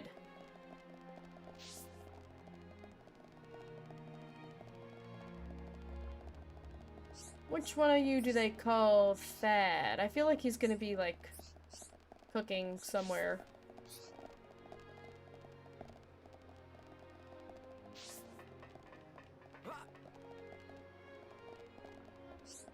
They won't tell me... They won't tell me where to find him. There's not a whole lot of Grandel to go to here. Are you Thad? No.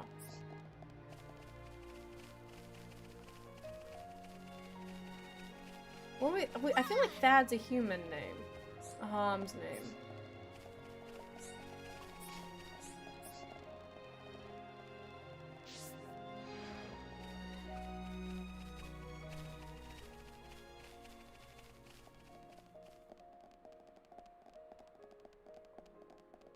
You Thad? Do you know a Thad?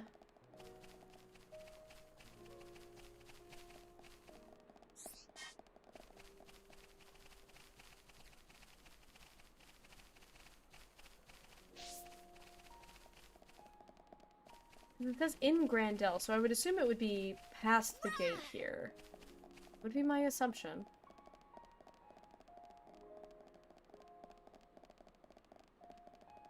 Should I wander around or should I Google it?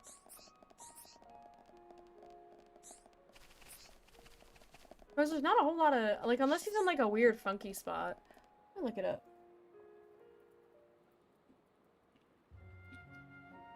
My clanky. In Grandel. Great. Thanks.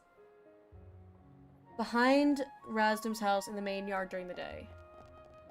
Well, it's nighttime. Behind Rasdel's house. Say Bana? Oh, Bama.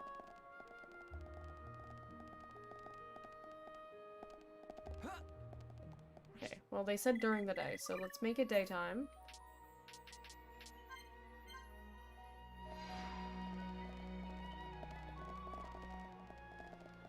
And this is Razdam. And this is behind his house. Oh, didn't mean to do that. In the- wait, behind Razdam's house in the main yard. There is no main yard behind another quest we can pick up. Oh, is it you? Ah! Hello? We found him! I didn't realize that wait, Hello? what?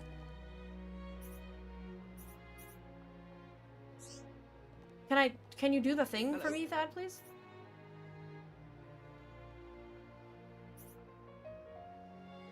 Do I have to be- I have to be Melia, don't I? That's probably why it wasn't tracking either. Hello. What? Thad. Hello. Once I've come up with a new recipe, I'll be happy to hear you out. What? Is this just something that, like, I just can't do yet? Why would they let me take the quest?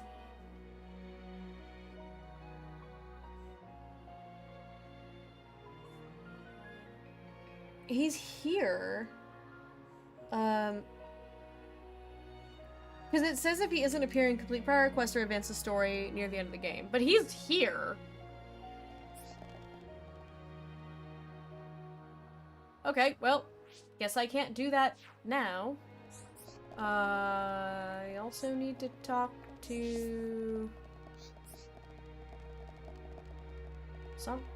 something. Oh, it's up.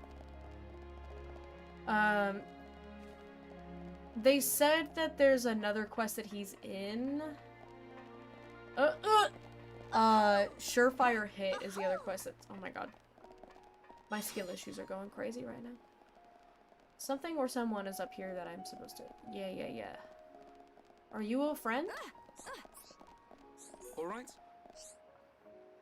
Oh yeah, you're the guy with the catalyst. There you go.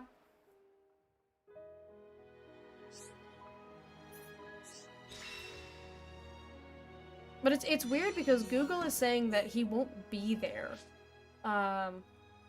So the fact that he's there makes me think that, like, oh, well, I should be able to do it because he's there. But that, Surefire Hit, do I have that quest? I do not. Well, let's go do this one in the meantime. I'm hungry.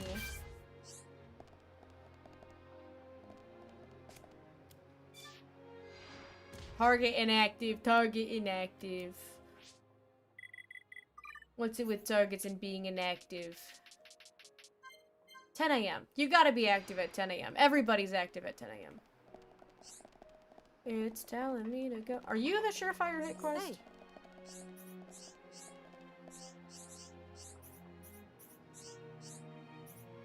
Hoverstone, let's collect Hoverstone. That doesn't... Yeah, that's Rubble Trouble. Not... Oh my god! Blue versus a staircase! Oh my god! Why am I so bad at going upstairs? It's because I'm too round and marketable. They know my legs are too little to go upstairs. I will fall down. Hello, small child.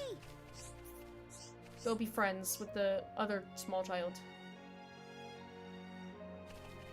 So that staircase, well, I'm working on it. Unsuccessfully, but I am trying. Okay, we gotta go back down for the other one.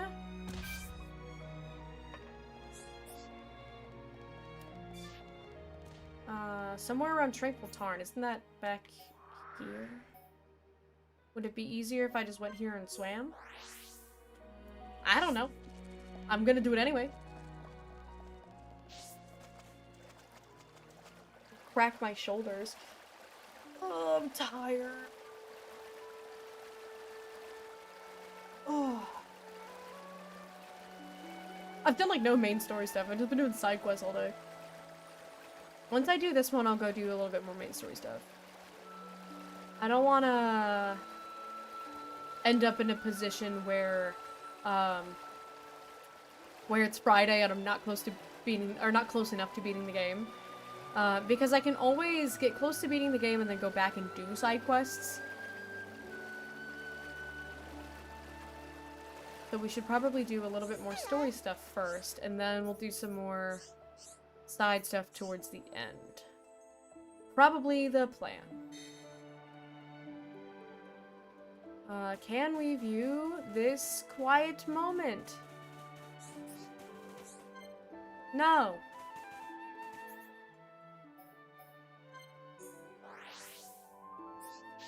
Alrighty.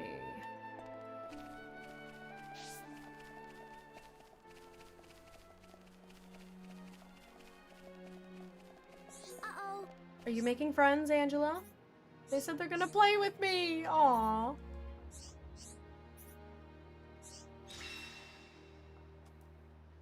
You're gonna have some friends. That's probably for Kino, I'm guessing. Do I finally... It's the same... But it's locked with a muscle up. I feel like ether up is probably better. Dang. Rip. That's okay. Okay, I probably have... Yeah, a bunch of AP. So let's get Shield Kaklang maxed out. This is nice, because I feel like I'm getting...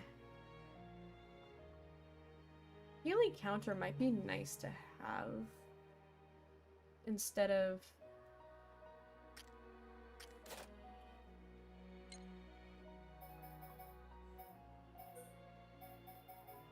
Instead of yogurt. I don't use yogurt too much.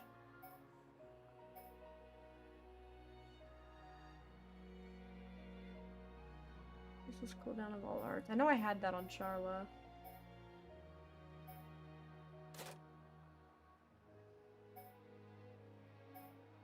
We go ahead and max that one. And then we can max Crackle Bullet too. We will start buying some books eventually as well.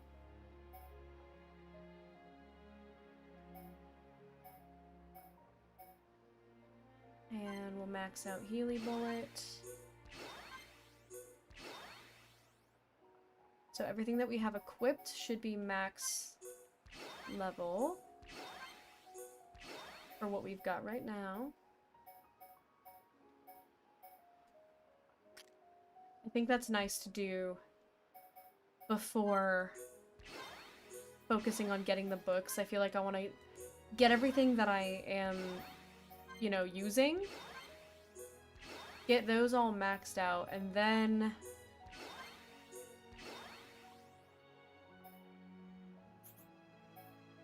Let's do... We can max out armor, maybe? I've seen him use Buster a good bit. I'll put one in armor. I don't think I've seen him use shield, but we'll just get him up to 8 on shield. And then we'll do one in Buster. I moved to America, can I meet that cat you talk about? Mr. Orange? There's a lot of cats here, actually. There's some, we haven't even named all of them yet. I saw Mr. Orange on my balcony the other day. But the other day, Gihan saw 2 new cats. We did not recognize them. Alrighty. Yeah, we'll just go ahead and level up everything that we're using.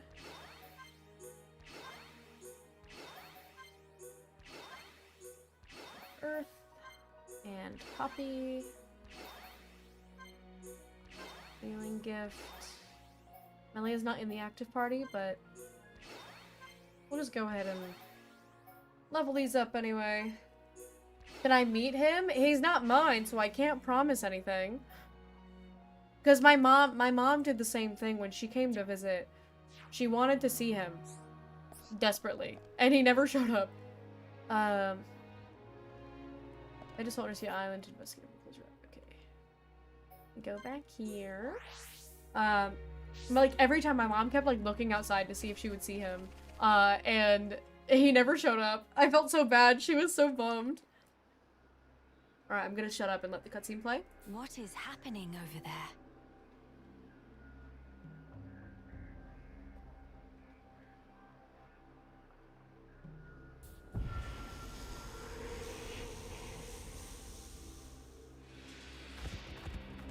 They're getting subspace emissaried.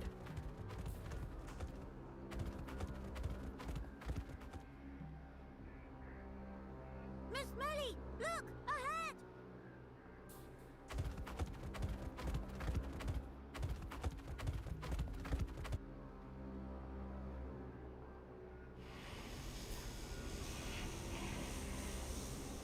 The fog.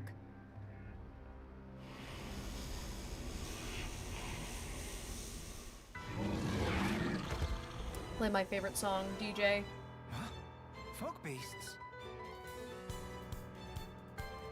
Here they come. No time for deliberations. Let's go, Shulk. Got it!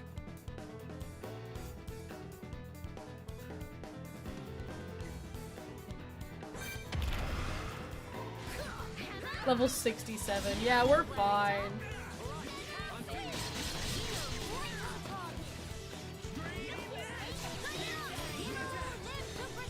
Since I've got my army.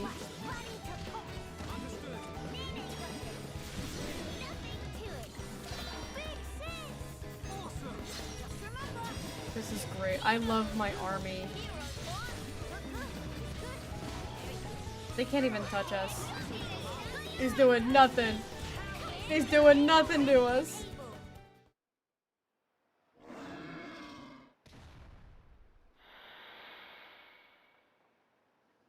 And not come back. Shulk. The fog beasts were meant to be confined within Alchemoth. I don't think that's where those ones came from. What do you mean? Thank you, Shulk. The rift made normal monsters transform into fog beasts.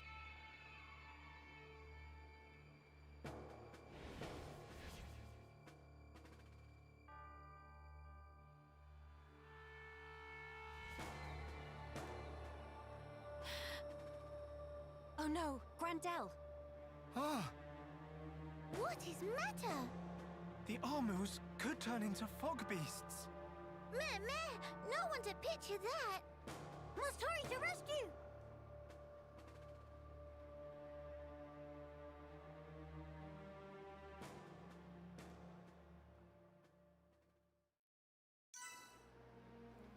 All right, let's go back. Let's not let them do that. Like, oh, we have to get there in time. Good thing I can teleport. Do you have anything in your shop that is useful to me, sir?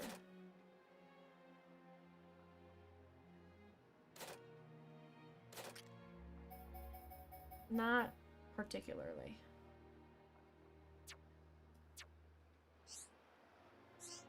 Okay.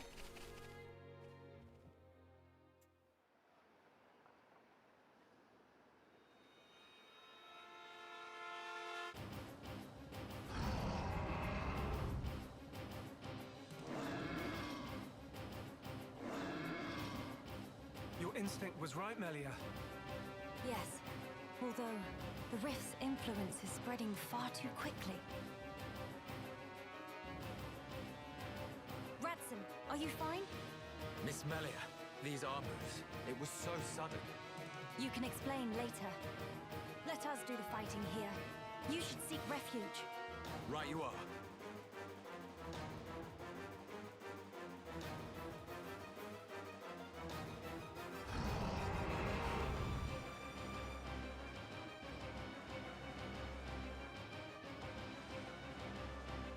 Stop those Armus. Yeah. Bad army. Go to bed without din-dins. Yeah, you tell him, Nene. Crunching skills. No din-din for you. Sorry we have to kill your livestock, but unfortunately, Thus is life.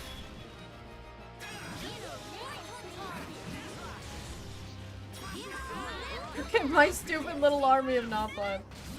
Oh, it's so good.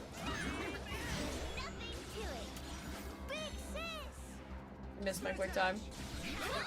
They call me Skillishy Blue. I might have gotten too much XP from doing side content. I was Thank 10 you for levels that. over that. Was everyone all right? Yeah. No major injuries to speak of. All This thanks guy's to chin you, is of course. crazy. Kino accepts a year's supply of sweet wasabi as reward. Real hero pun never has compensation. Or it say that? Sure. I love him so much. Was it the rift's expanding influence that's responsible for our Armu's transformation? Looks like it. We saw it happen before, too. Regular monsters turned into fog beasts, just like that. That suggests more fog beasts will appear if the rift continues to spread its vileness. Consider, with the size it was before, the rift's effect was limited to the area within the capital. But now it's getting wider. One moment. In that case, if the rift keeps growing larger, All monsters everywhere could be changed by the fog. we must find a way to fight back. We'll need those research notes for that. Let's head for the lab. Right.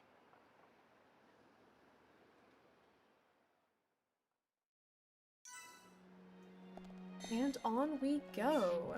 Return to Teal'c's arbitrary bar of the papers. Okay, but we can fast travel. There's also a Napon right over here. This is high up though. Oh no, this is the part underneath. See if we can go grab that Napon. Oh, fog beast everywhere now. Fog beast everywhere. No, thank you, sir. I'll let you live for your sake. I only seek to rescue the Napon and form an army. Oh, he's up there. How do I get up there? Do I have to... What? Oh god! Oh! Oh! Ah! Ah! It's okay, we're landing in the water. I'm on a recon mission right now. How do I get... Okay, looks like I gotta go from up there and go down. How do I get up there? Yeah, so they're kind of at the edge of this, so we gotta come here.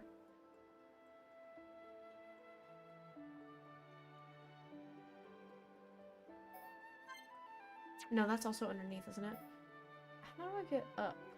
Probably something to do with down here?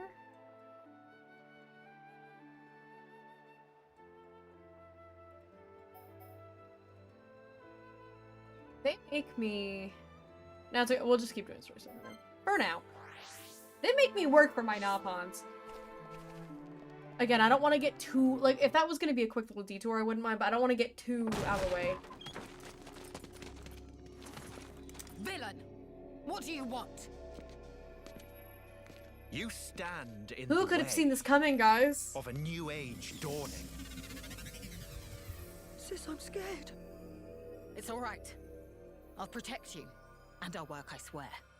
Behold, the widening rift in the sky. It's proof definite the world abhors you. Spare me your ravings.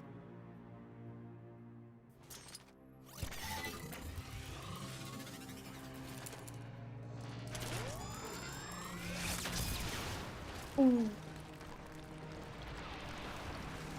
It was Kino. That was my gun. Oh, Lady Melia, the hope of our race. Gelgar, what is this treachery? As you can see, I am sweeping away some pebbles. Their research is blasphemy against the commingled blood. Don't you comprehend the import of what you're interrupting? The very future of our race hinges on their work. You think this is the future? This reactionary struggle to revive what is long buried? The future of the High Entia is us. We are what the race ought to become. We are the true face of the High Entia. If not for our ancestors, we would never even have drawn breath. Ancestors? I recognize them not. You, Lady Melia, are our progenitor. You were our beginning, and you will be our future. Senseless drivel. If you would interfere with this research for the sake of spouting your nonsense, you do not deserve my mercy. Melia. Why won't you understand? Why won't you accept that we are the ones destined to lead? You will not so easily refute our history. So be it. I reject you. I will take the mantle and become father of our kin. Hey, this guy's had it coming for a while. I will take dominion over all, and the world will be set to rights. Let's focus on the little side pieces.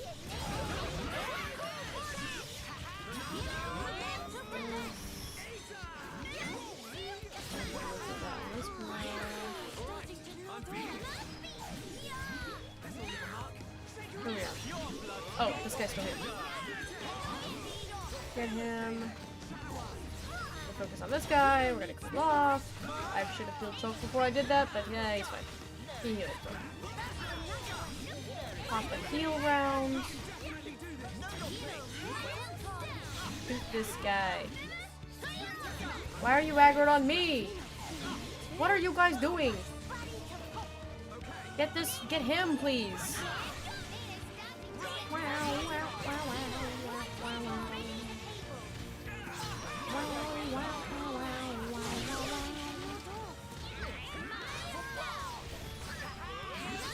I'm gonna save my Union Strike. We're gonna use that on Gilgar.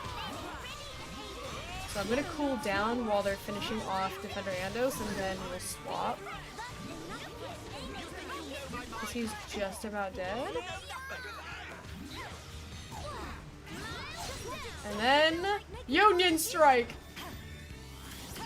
Unionize! Demand fair pay, fair wages!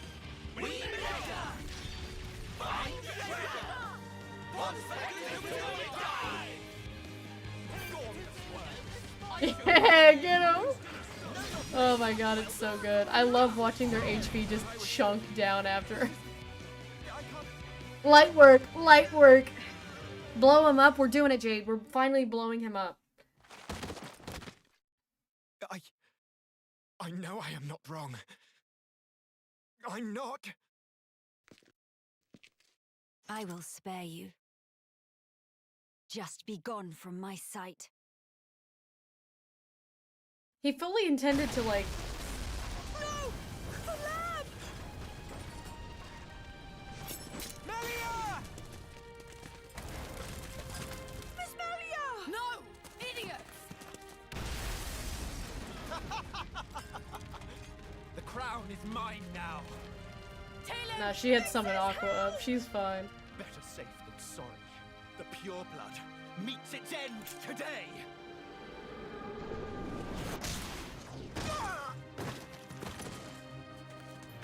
Are you okay, Dylan? What came up from that angle? Televia? Yeah. Telethia, here! Damn! They said that Telethia will protect him. It's his mom!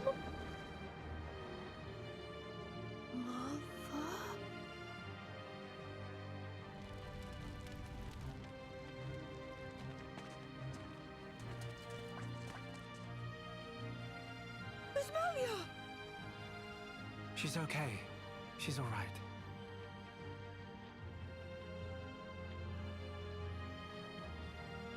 I'm sorry. I couldn't save the future. Damn, she's dead. Just kidding, guys. She's okay. Don't worry. She'll be okay.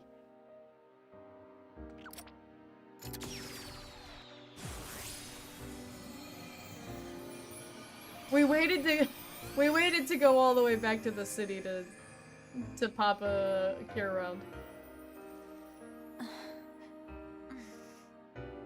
I love seeing them actually use their actual arts though. You did it! Applause. I love it. I love it. We're in Radsom's house. The lab went up in flames, so we carried you here. The lab.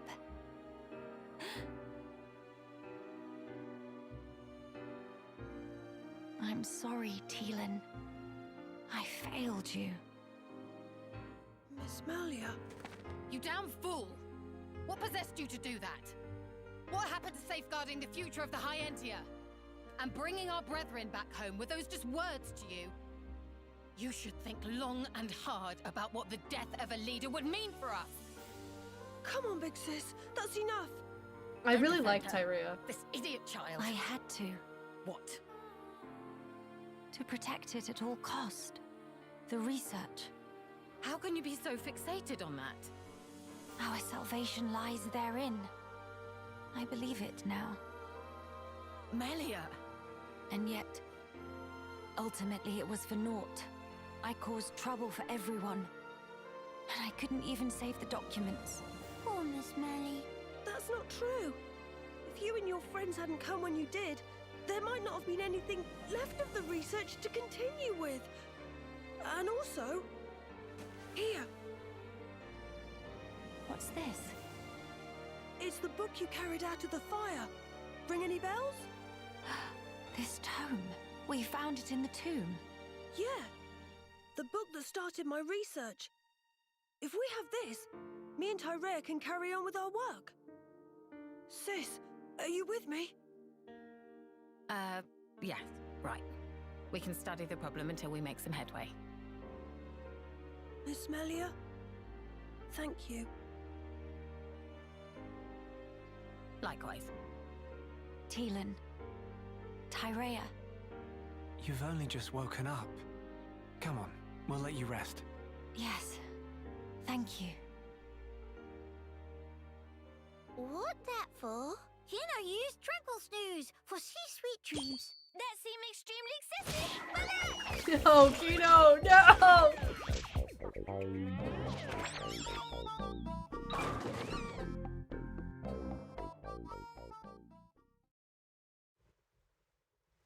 He just wants to help. This might just be what we need to defeat the Fog King. His little Yeah. smirk face is so funny. Feeling better? Yes. Much better now. What a relief. Miss Melly, good as new. Kino saved day again. Less braggy, please. Friends, I'm sorry I worried you. And I abused your hospitality. Please forgive me. No. You saved this place and we owe you. Big time. This was the least I could do. I will not stop now. I swear to do what I can for the good of Grandel. I appreciate it. Sally is a really well written character. Just don't go running yourself ragged for us. I promise.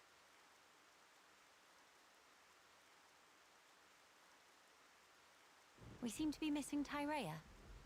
Oh, if you're looking for her, she figured the fog beasts might strike again, so she went out on patrol. The likes of us aren't exactly trained for battle, so really, any help is welcome.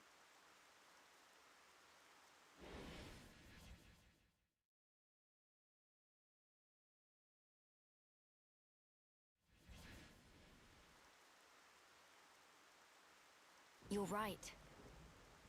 I feel sorry for any beasts that wander into Tyrea's path.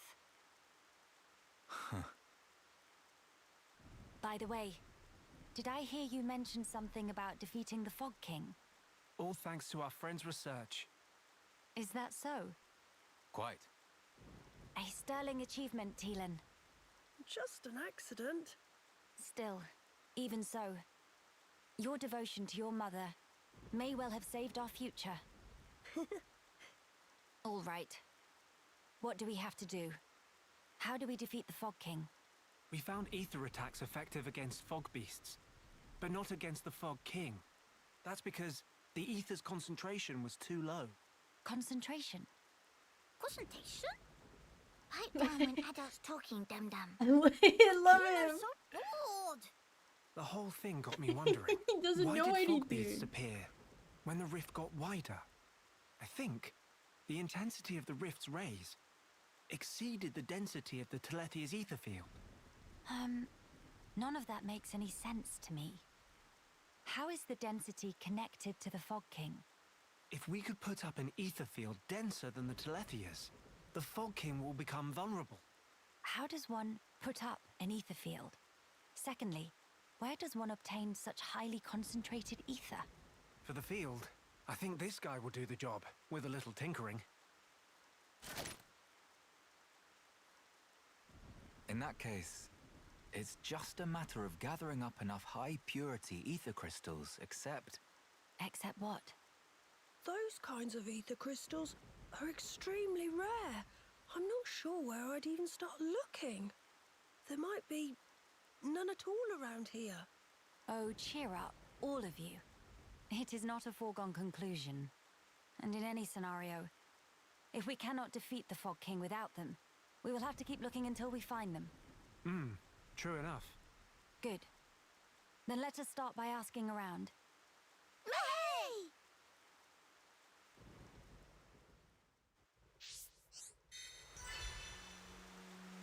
Alright. Ask Grand Demolition members about the high ether crystals. Hang on. Someone has a thing I'm supposed to talk to. Further our research.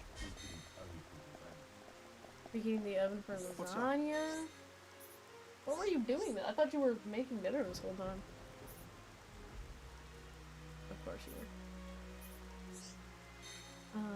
I actually might wrap up stream early, honestly, because I am really pooped today. I'm tired. And I have a lot of stuff to do.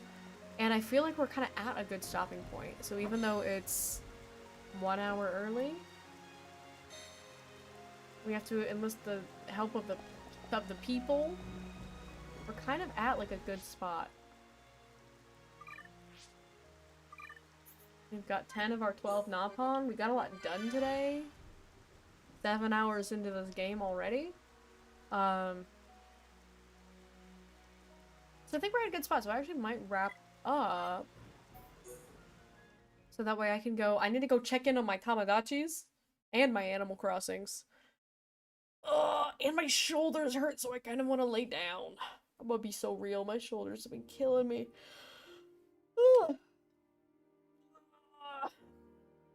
That was a big stretch. You guys got a big stretch for free. Let me go ahead and close all that out. And then let me go ahead and put the music on. She just doesn't want to hang out with us. Of course I want to hang out with you guys. I'm just tired. I don't even know if I'm gonna raid anybody. I wanted to, but I don't think I will, because I'm tired. Got a kiss Bird on the mouth? I do need a kiss Bird on the mouth. He's also working, though. Who's farting? No Hilbert, therefore board of stream. Yeah, I'm only interested in, Hilbert.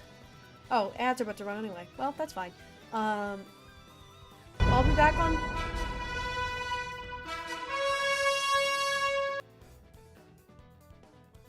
I'll be back on Thursday. Same time, same place. The regular, the usual. We'll keep trucking over the story. We'll probably try to go get those last 2 Napon. And if we have any time for any more side stuff, we will do some more side stuff, but I don't want to... I want to prioritize the story, and then once we're towards the end of the story, then we'll start doing some side stuff if we have time. I think that's a better course of action. But I'm gonna go lay down because my bones hurt, and I'm tired. But I'll be back on Thursday. I appreciate Gion art stream time. I would love that. But he's not going to get anything done. And he also doesn't want to talk to you guys. You think I don't want to talk to you guys? I stream 4 times a week, so that way you guys are stuck with me. Go sleep. Yeah, go get your eeps. I'll be around on Discord and whatnot. But I'm going to go lay down for a bit. But you guys have a wonderful evening. And I will see you all on Thursday. Enjoy Crown of the Alchemist tomorrow. I'll be around on the internet.com. Blue's leaving as I showed up. Hell yeah, bye.